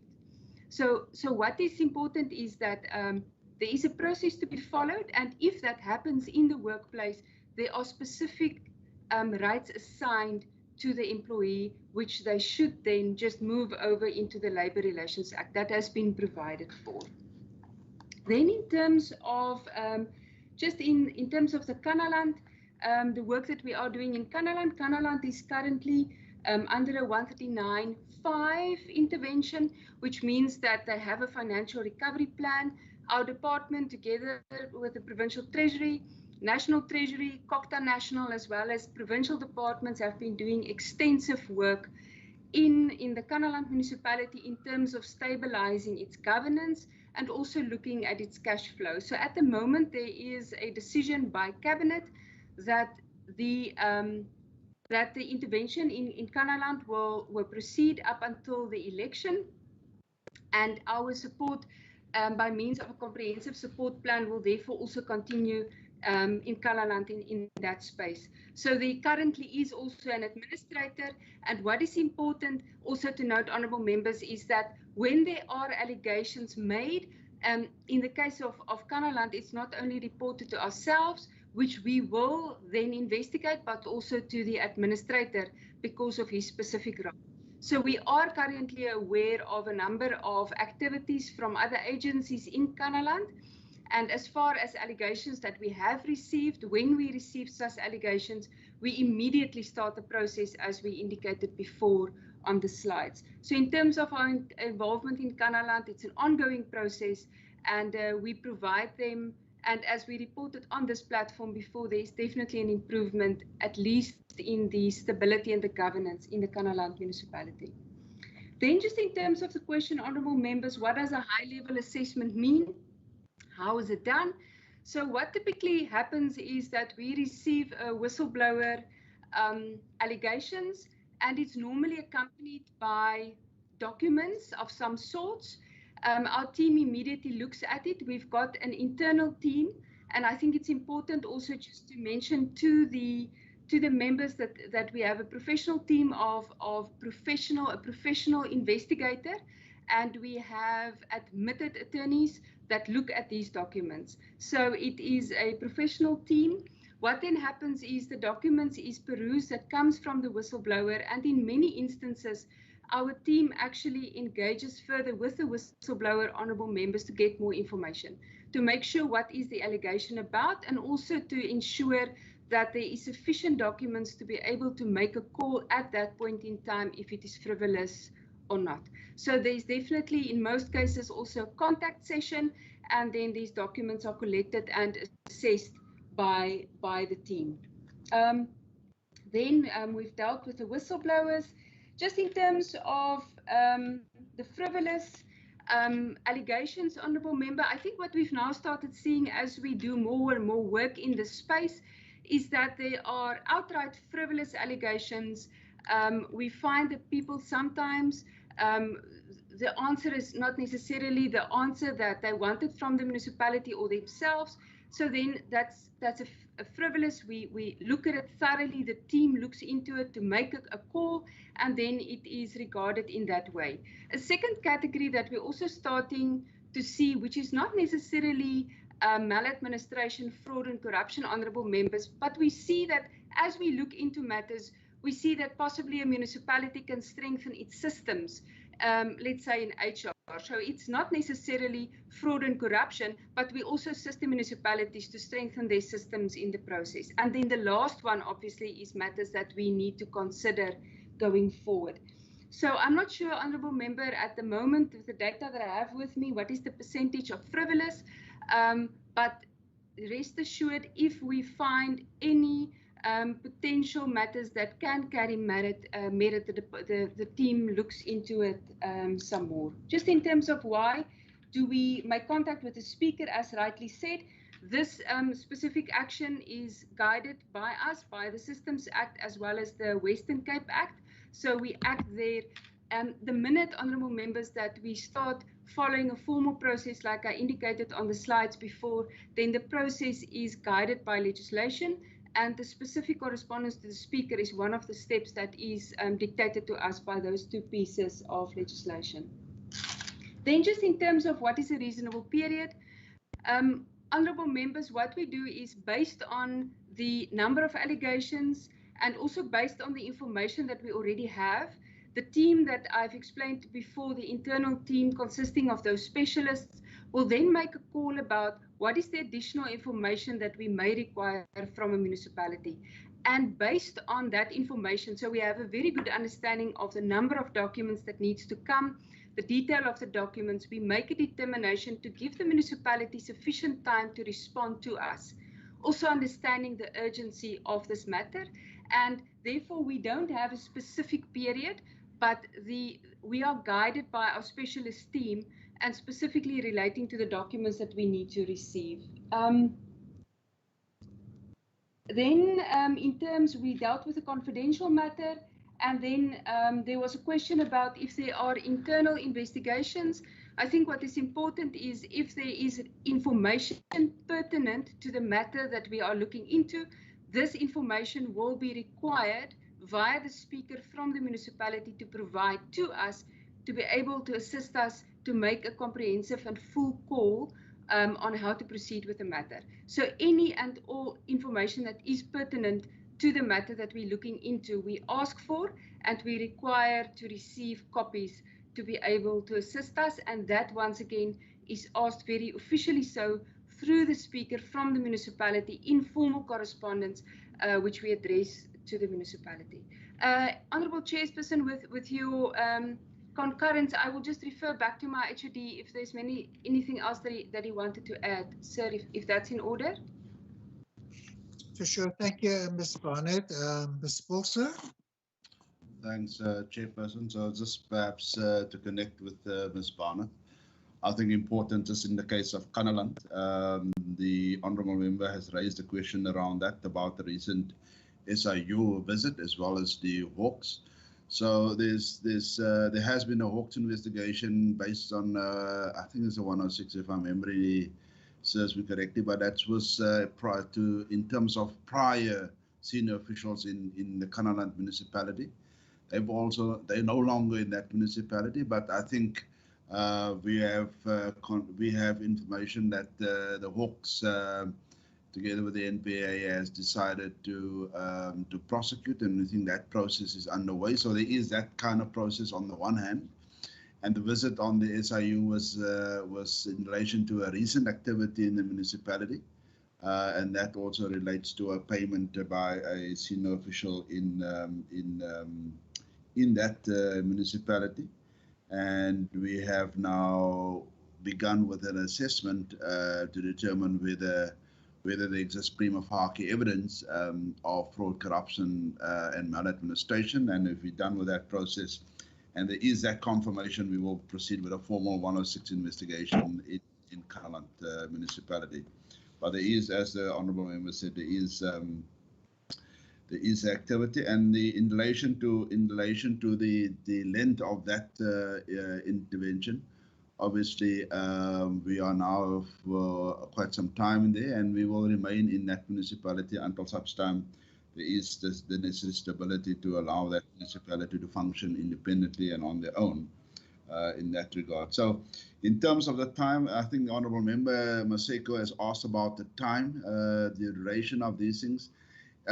Honourable Chairperson, it depends entirely on the complexity of the matter. In many cases, you must go see various witnesses.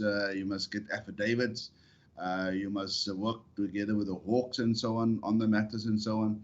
And then you must write a report. But important around this, you must find the evidence that there has been instances of fraud, corruption, and maladministration in that. And that's why it can take a significant amount of time to finally decide by the relevant law enforcement agencies either to prosecute or not to prosecute. And as you work with the Hawks and the NPA, they need to be comfortable that there is adequate evidence to have a successful prosecution if we proceed with the matter to court. So the duration can be anything, but as soon as we are aware about it and there's evidence, obviously the minister will then sensitize the municipality around the awareness of the alleged fraud, corruption, and maladministration. Obviously, the speaker is the chairperson of council, and therefore, in that regard, we also direct the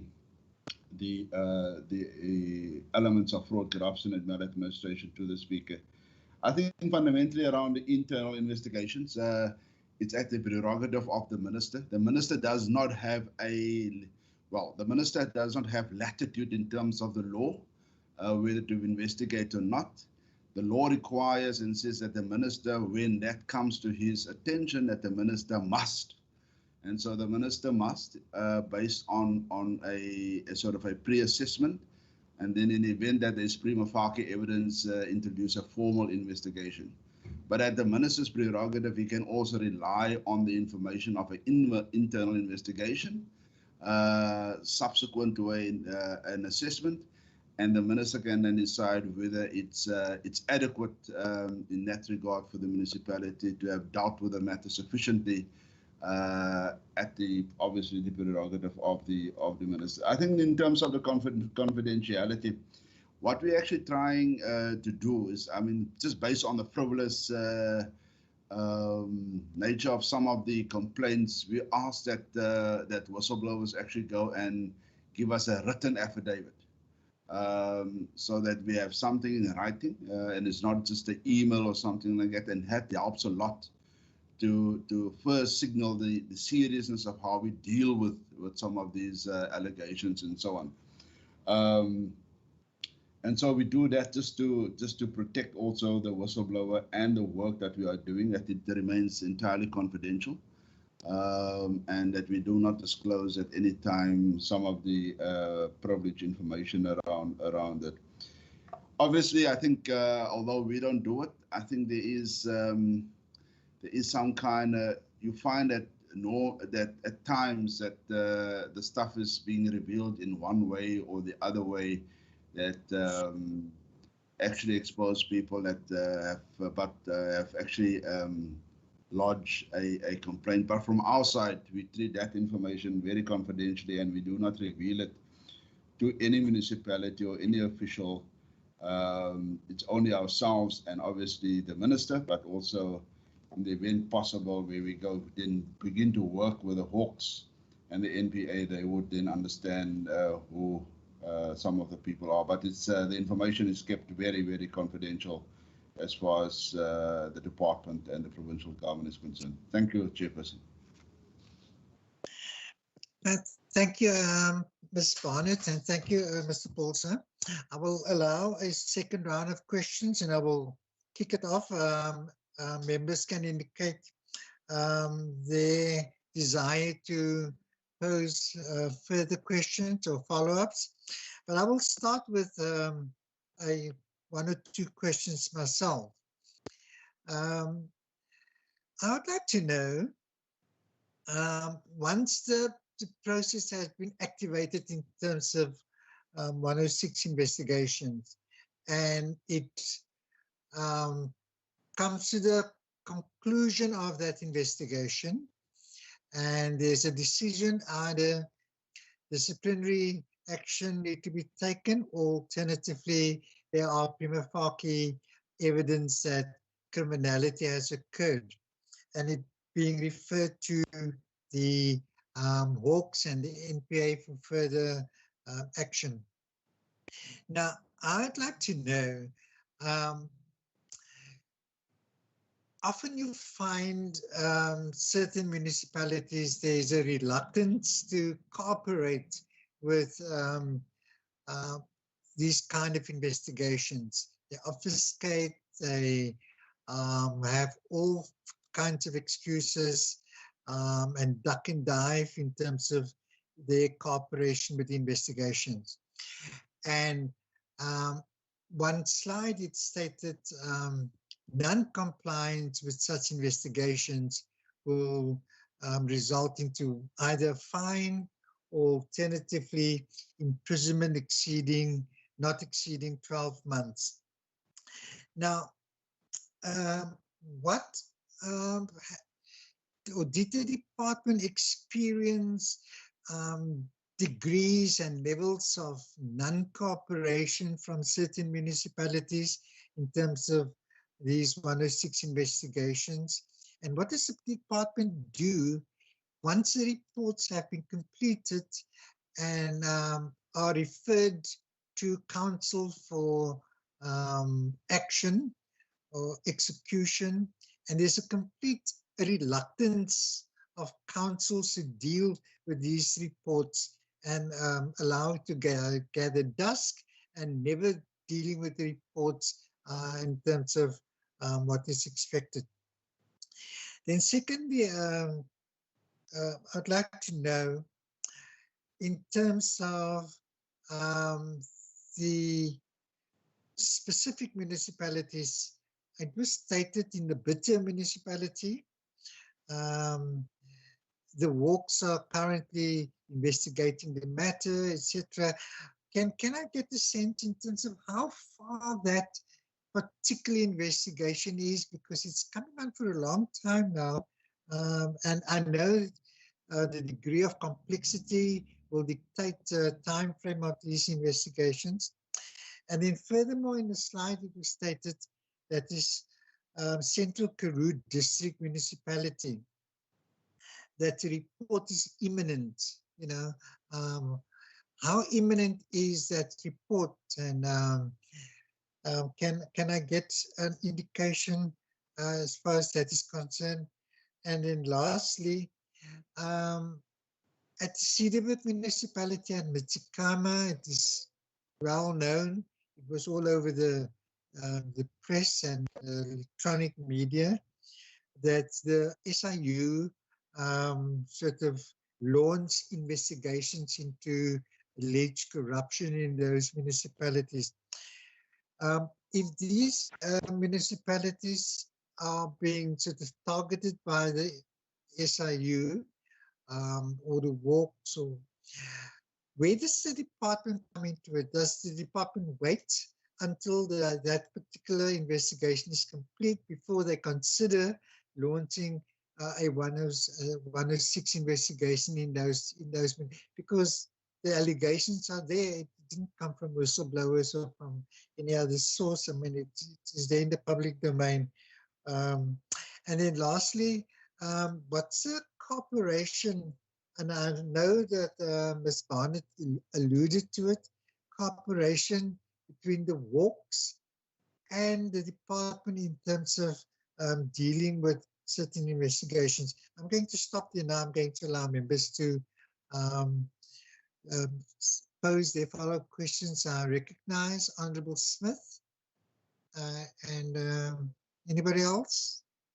Okay, Honourable Smith, please proceed. Thank you, Chair.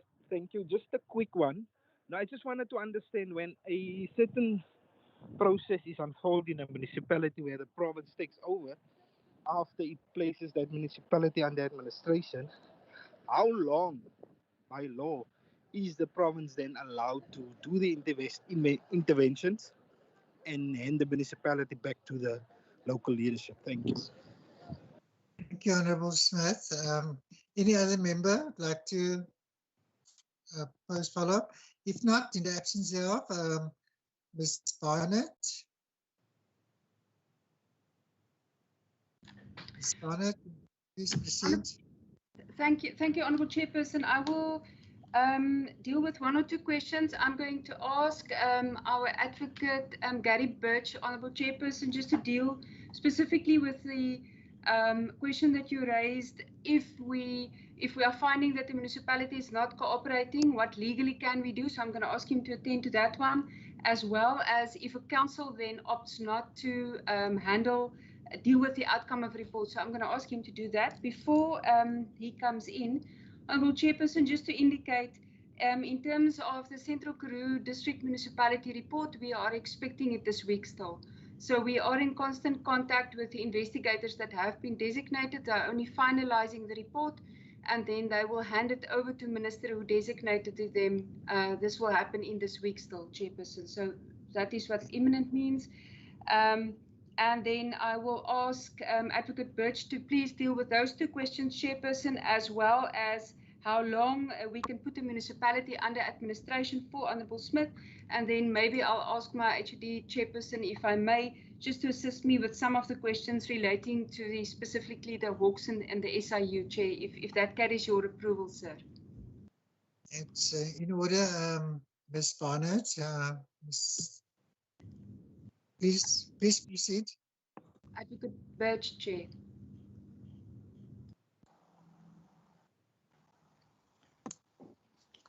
Well, thank you, Chair. Thank you, Chair, and honourable members. Yeah, if I deal with the question just relating to the reluctance by municipalities to cooperate, we do experience this in certain occasions. In fact, Matikama at the moment is currently not cooperating in this regard. The Western Cape Act that Ms. Barnard talked about earlier does provide for the investigators to lodge criminal cases against people who fail to provide documentation that's been requested by the investigators. So investigators do then open a criminal docket at the police in relation to people and officials who fail to provide requested documentation. If councillors and senior officials as well provide instructions for their staff members not to cooperate with the investigators, that itself is also an offence in terms of the Act. And again, criminal complaints will be laid. From the Minister's side, the Minister, if the municipality is continuing to fail to cooperate with the investigators, would then obtain an interdict. So we have to go to court there and obtain a court order forcing the municipality to comply with the investigation. In those circumstances as well, the Minister would usually ask for cost orders against those implicated officials and councillors as well. Then, in relation to the reluctance of council to deal with the reports, it's a minister has to play a sort of tight line in relation to those issues. He cannot step into the shoes of the municipality and must allow the municipality themselves take action in relation to those reports. So the municipal manager is responsible for taking action against officials who are implicated, and the municipal council is responsible for taking action against councillors who are implicated, as well as the senior officials. Then, if there is a continued failure, Minister does do an assessment in relation to that, provides the municipality with sufficient opportunity to take appropriate action, and if the municipality continues to fail to do that, then the provincial executive can step in and intervene in the municipality in terms of Section 139 of the Constitution. Then, just in relation to the question on interventions and how long can those interventions continue for, it depends on the type of intervention that is initiated. Will dictate the timeframes. Certain interventions would end with the next, automatically end with the next elections. Other interventions would continue. For example, if it's a financial related intervention and the conditions which require the intervention to be put in place, the intervention would in fact continue until those the measures which require the intervention to take place have been resolved, essentially. Thank you, Chair. Thank you, Mr. Birch. Just a follow-up. In terms of the non-cooperation of municipalities, I mean, do we follow it up, or is it simply just wait and see? What is the latitude that we provide these uncooperative municipalities with investigations? Yeah, thank you, Chair. There is regular correspondence that is sent by the Minister in relation to reports that have been issued. Various factors, though, will influence the nature of the and what conduct would be regarded as appropriate by the municipality. So the Minister does have to allow the municipality to themselves take that action. This year specifically as well, we've had to factor in the COVID pandemic as well, and the delays that has caused to a number of processes and to disciplinary processes as well that were initiated by the municipalities. So unfortunately, this year is a bit different in relation to those. But yeah, Minister would regularly follow up with municipalities to ensure that appropriate action is continuing to take place in relation to these. If I could also just briefly comment on the question relating to the Hawks and the department's cooperation. It's important to just distinguish here the different roles that the Hawks and the department and the Minister specifically play in relation to these types of investigations. The Hawks and SAPS conduct criminal investigations. The department and the Minister do not, and then the independent investigators themselves do not conduct a criminal investigation. That falls purely within the mandate of the Hawks and SAPS. However, if criminal conduct is identified while the investigators are conducting their investigation, that will be brought to the attention of the Hawks. And there is actually relevant legislation which actually requires, and that was actually in Ms. Barnard's presentation as well, that senior officials are actually obliged to actually report offences relating to senior officials to the SAPS and Hawks. So there's an obligation there on the department and Minister to provide copies of these reports if it shows criminal conduct in relation to certain officials to the Hawks. Thank you. Thank you, Advocate Birch. Colleagues, any other questions? Final round, follow-up, if any? Right, thank you. Thank you, Ms. Barnett, for the presentation and the speakers on this particular segment of the agenda. Mr. Paulser, I give you an opportunity to make final comments if you so wish, and then we will take it from there.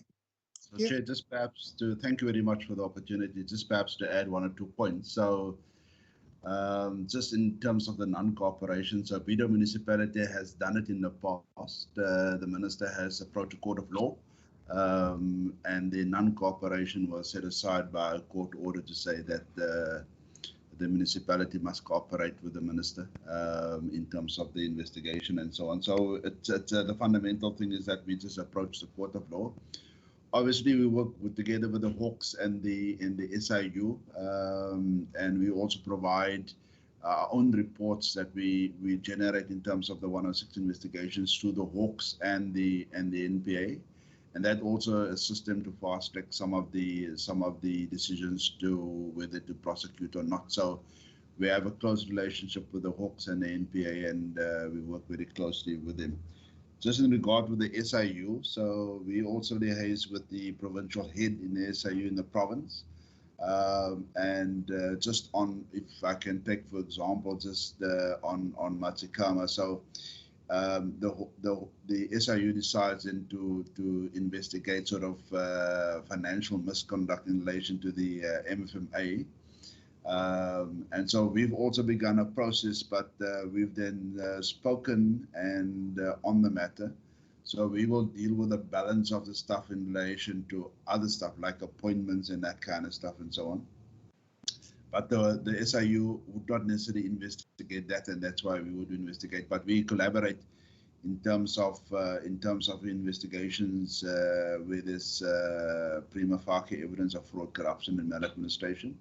But also to see that we don't overlap and duplicate what we are doing, because obviously the resources in relation to these investigations are very limited, but it's also quite expensive to undertake these investigations.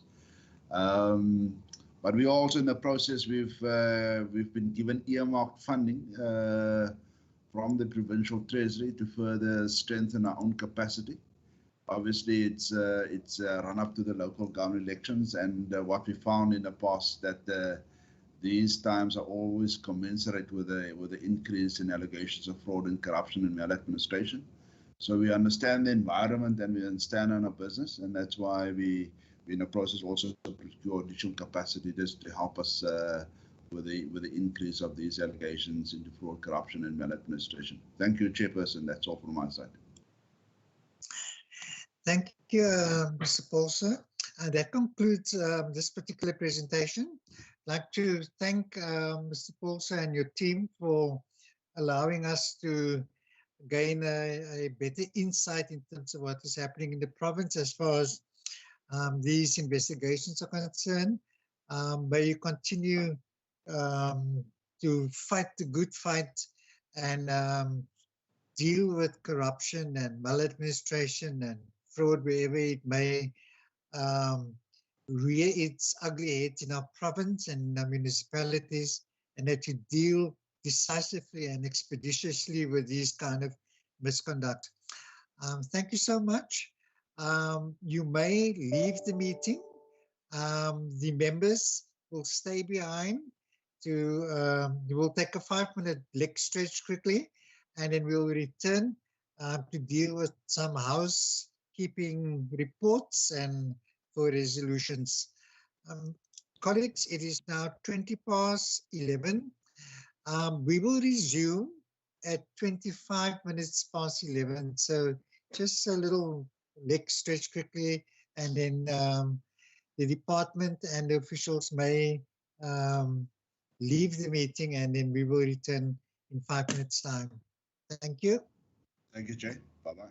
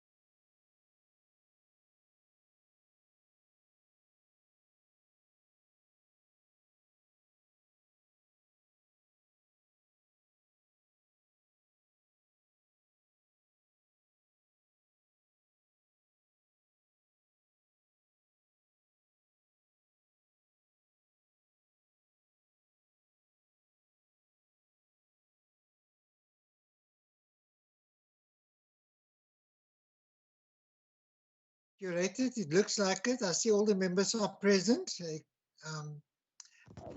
The meeting, yeah, this is the commencement of the meeting. It's 11:25. We are curated and we'll proceed with the next item on the agenda.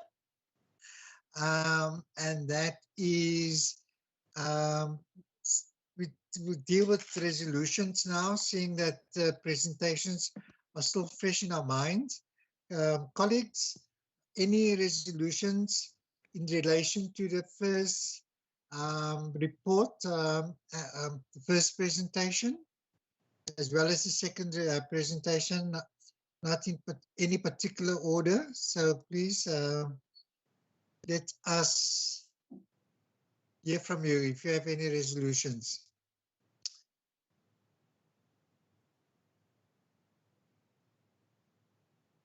I recognize Honorable van der Westhuizen. Honorable van der Westhuizen, you may speak while the other members are considering their input. Yes. Please Chair, I would propose that we first welcome the presentation on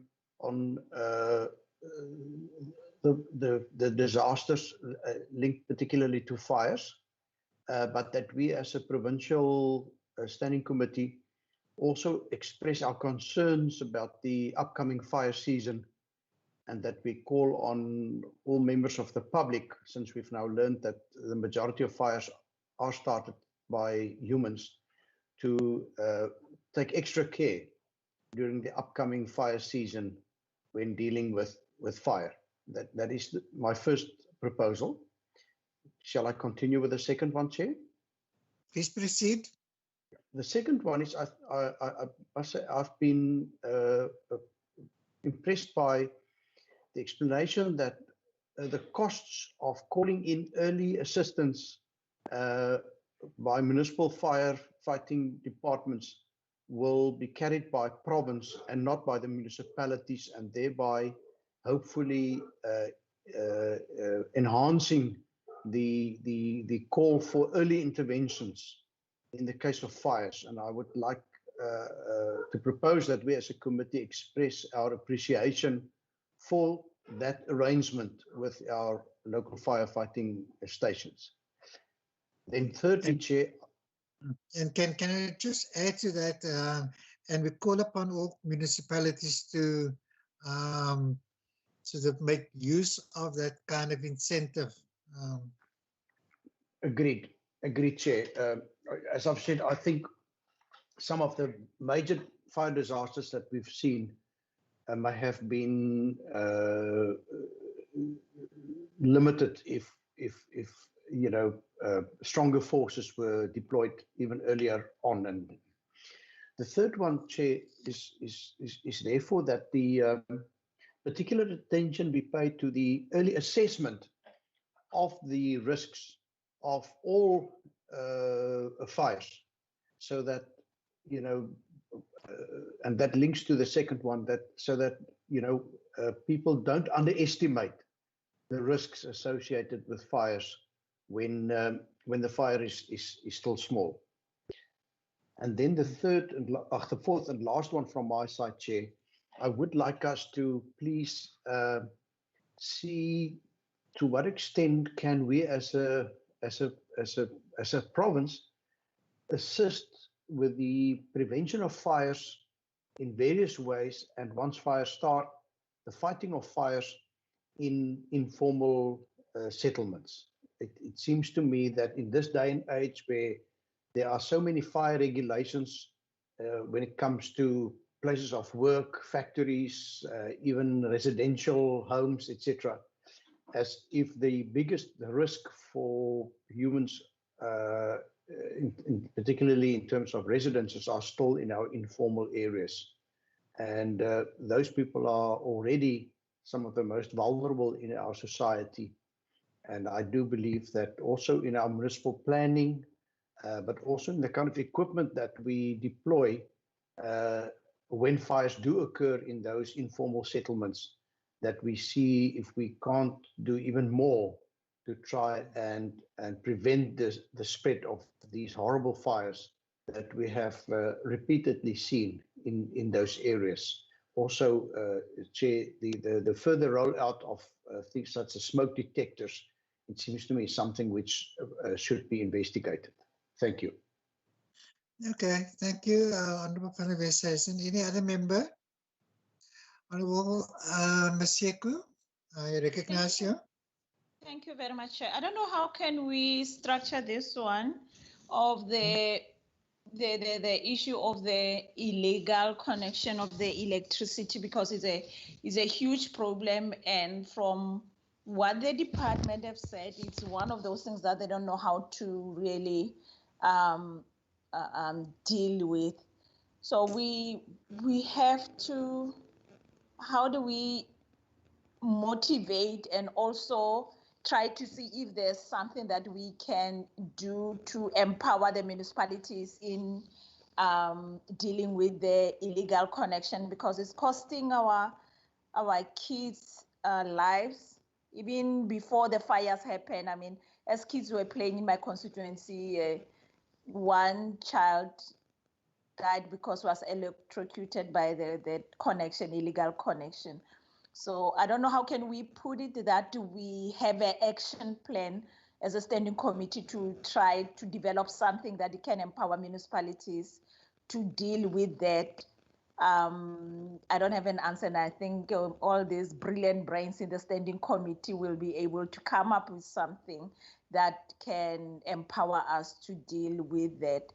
And also to talk to the issue of the municipalities, the supply of the bulk waters in the informal settlement, the upgrading of the informal settlement. I'm not talking about the land invasion, where the land invasion is happening.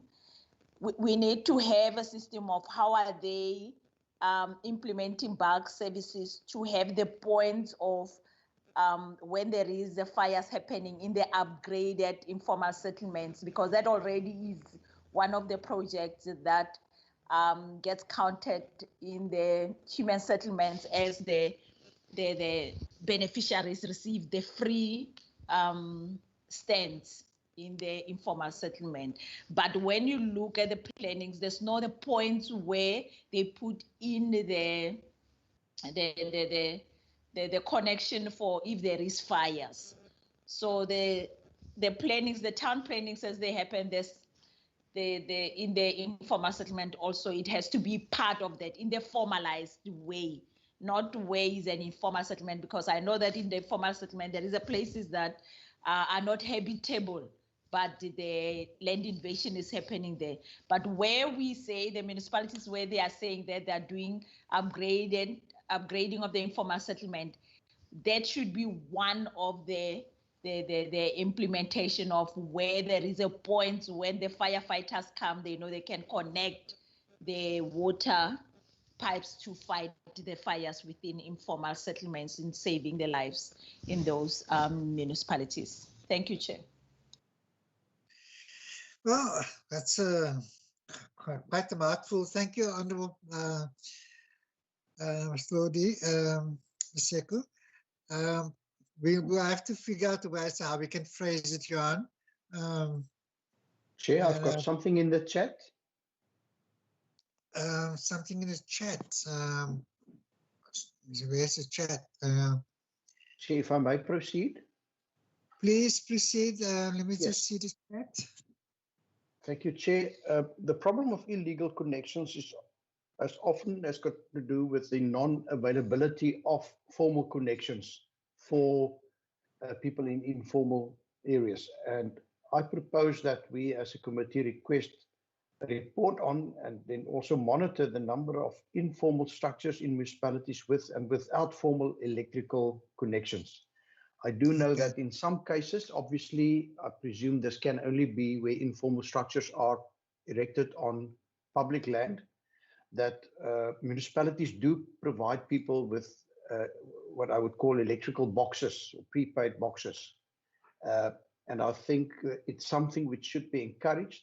I would also like to propose that we look at best practices in this regard, because I do know that in the past, some municipalities recovered the cost of those electrical infrastructure by, for a limited time or until people have used a certain number of units, adding a surcharge to the electricity so that eventually it's not a net cost to the other taxpayers in the municipality. But I think many people would welcome electricity even if they have to pay 10 or 15% more. That is my proposal, Chair. Thank you. Honorable Ms. Maseko, you want to respond? Yeah, thanks, Chair. I think I agree with Member Andrika's, but that will, I think the reaction that we'll get also, we have to keep in mind the pressure on ESCOM. So when we get that information, it will also help us to look into the independent electricity supplies for those informal structures to have the electricity. So it's going to grow to be saying that if we say all those shacks have to get electricity also, of which, by the way, they already have electricity, just is illegal connections. That we are going to say, how do we go about to do that? But that is not for the resolutions for now. It will be another point that we'll have to take in the agenda as we look at our tracking documents to also put that in. Okay, thanks a lot. Thank you, Honorable Maseko. And perhaps a further resolution, Johan, members, if we could ask the department to provide us a quarterly update on Section 106 investigations, so that we could keep track in terms of the duration of these investigations and evaluate its timeframes, because it was a concern or a question raised by members, and the response was, and we understand that it will vary given the complexity of a particular investigation, but it will be good if we just get a quarterly sort of update in terms of how these investigations are progressing, and we can monitor and keep tabs on it in terms of its status. I see my colleague's hands are up again. I don't know which one was first because I was not paying attention to my monitor. Honorable Pacheco. Ladies first. Thank you very much. If you didn't know, it's always ladies first. Don't struggle, Ella. Chair, we will appreciate that. And also, if we can get a list of the municipalities that they are busy with and in their forensic investigation, and two, if they can say when did that start, so that when we keep a track, we keep with the period of that investigation. It will assist us as we keep track. Thank you, Chair. Good. Thank you, Honorable Maseko. Honorable van der Westhuizen. Thank you, Chair. I don't know if we've already recorded our appreciation for the existence and the work of this unit.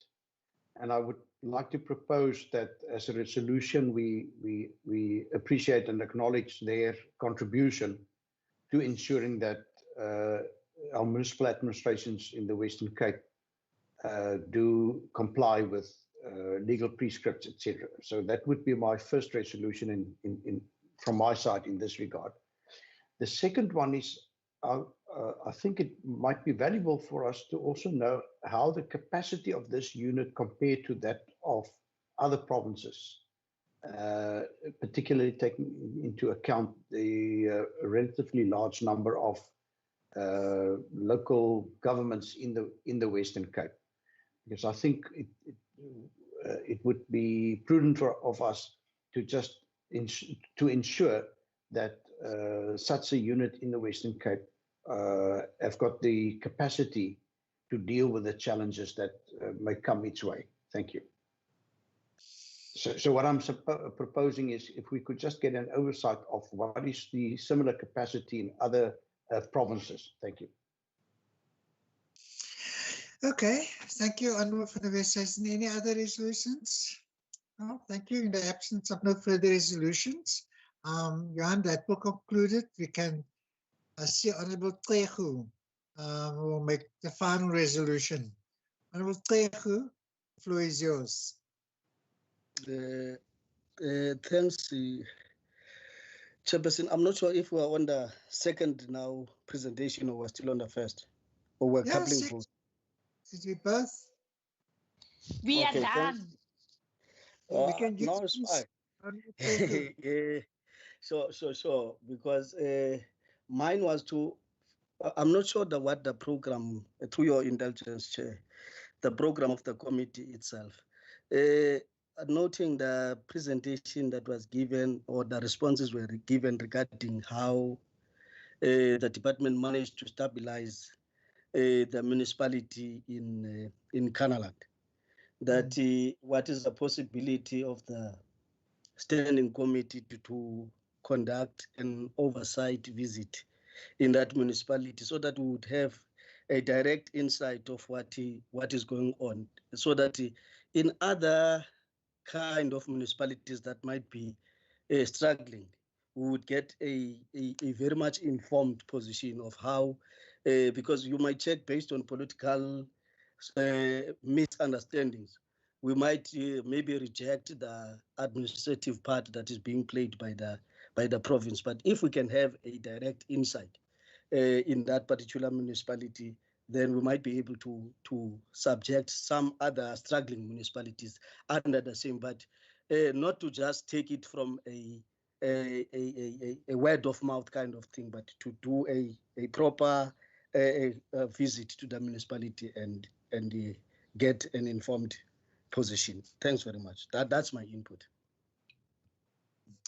Okay, thank you, Honourable Tegu. I think that that proposal we can consider it. We cannot, hard and fast agree to that now, because we need to,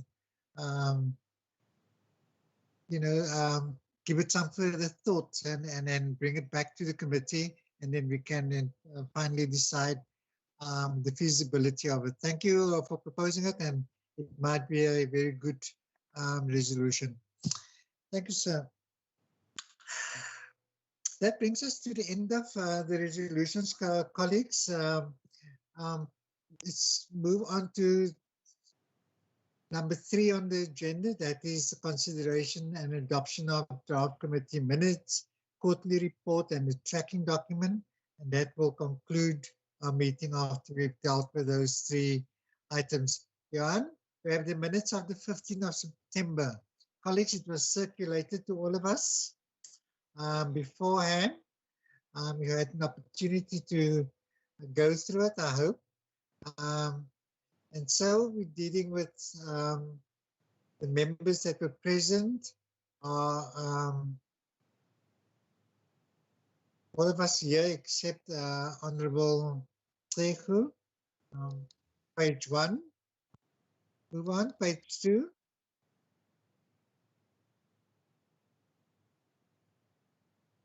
Any changes, additions, and page 3. Any corrections, changes, and that's the last page, colleagues. I call for I move that we adopt, Chair. It's moved by Honourable Maseko that we adopt the minutes. Is there a second for that? Van der Westhuizen. Thank you, Honourable van der Westhuizen. No, thank you, Honourable Maseko. Let's move over to the next document, and that's the quarterly report from July to September. And again, that was circulated to the members before the time. Jan, can you just flight it? Quarterly report. Members, just pay particular attention there to your attendance. Page 1, page 2, any changes or additions or corrections? 14th of July, 27th of July. Johan, can you put it on a slide, please? It's a Word document, Honorable Maseko. Can you just enlarge it a little, Johan? Okay.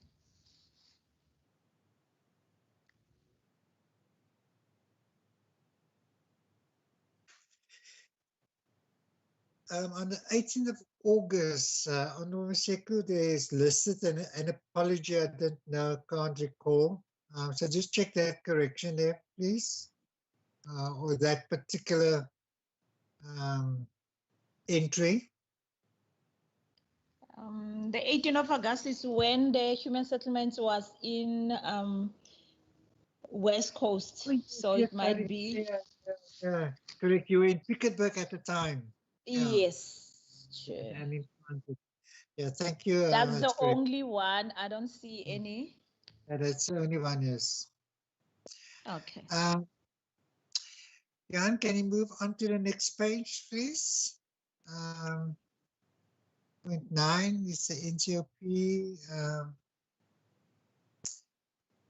Following next page, please. Any changes or corrections or additions? And okay, move on to the On the next. study tours, we didn't go anywhere, Chair. No, we did not. Yeah. Yes. Yeah, we would have gone to the Overall Hotel in Dubai. Mm-hmm. I agree with you, Chair. Okay, the budget there on the last page, that's basically for the advertisement that were incurred with the call for public participation on the Structures Amendment Bill. So we didn't No, I incur propose that we adopt, Chair. Is the proposal that we adopt the report? Is there a seconder for that? Thank you. Is there a seconder? Is this, thank you. Thank you, Honorable Van der Westhuizen. Thank you, Honorable Maseko. And lastly, colleagues, we have the, here we go, the tracking document. Yeah, can you flag that, please?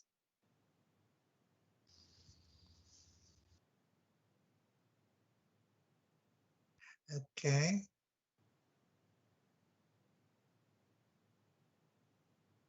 Okay. Right, Jan.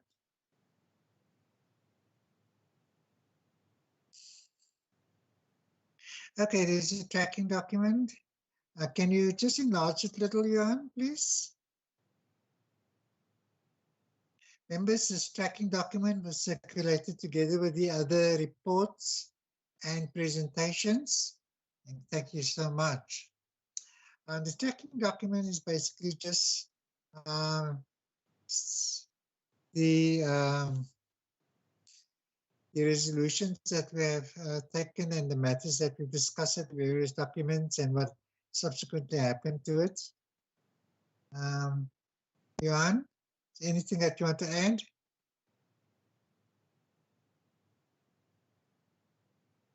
Can you move on to the next page?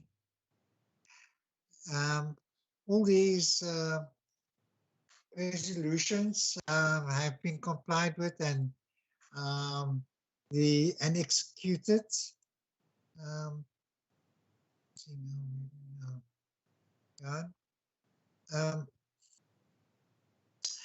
Okay. Okay, move on to the next page.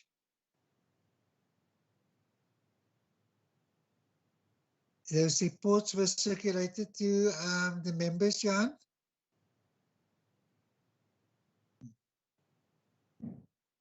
Okay, can you move on to the next page?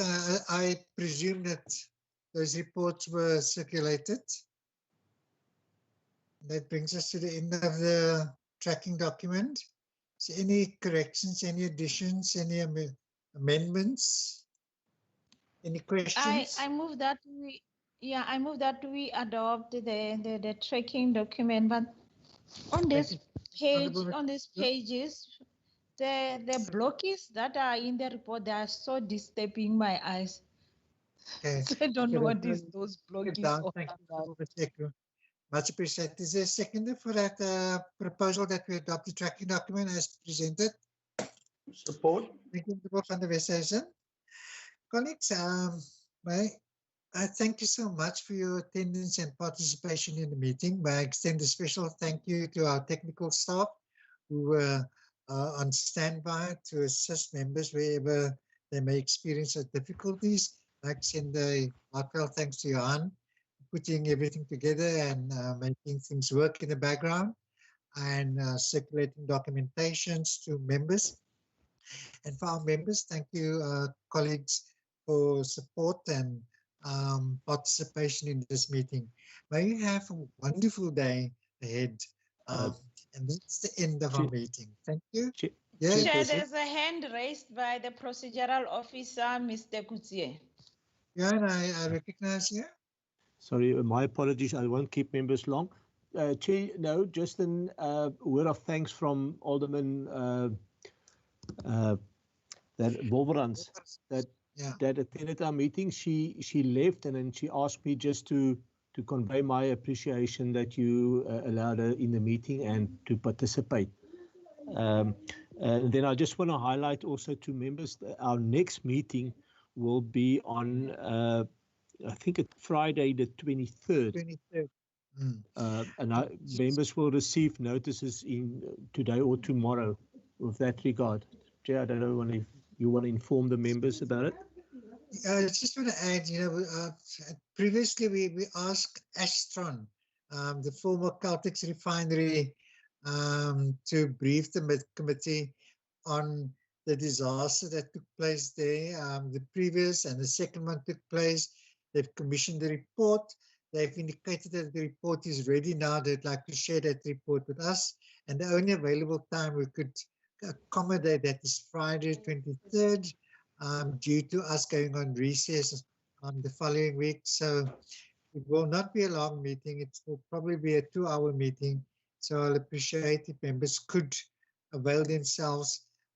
Whatever documentation we receive, we will circulate it to members so that you could adequately prepare yourself for the meeting.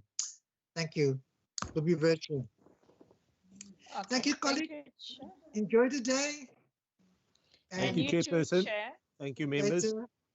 Bye. Thank you, bye.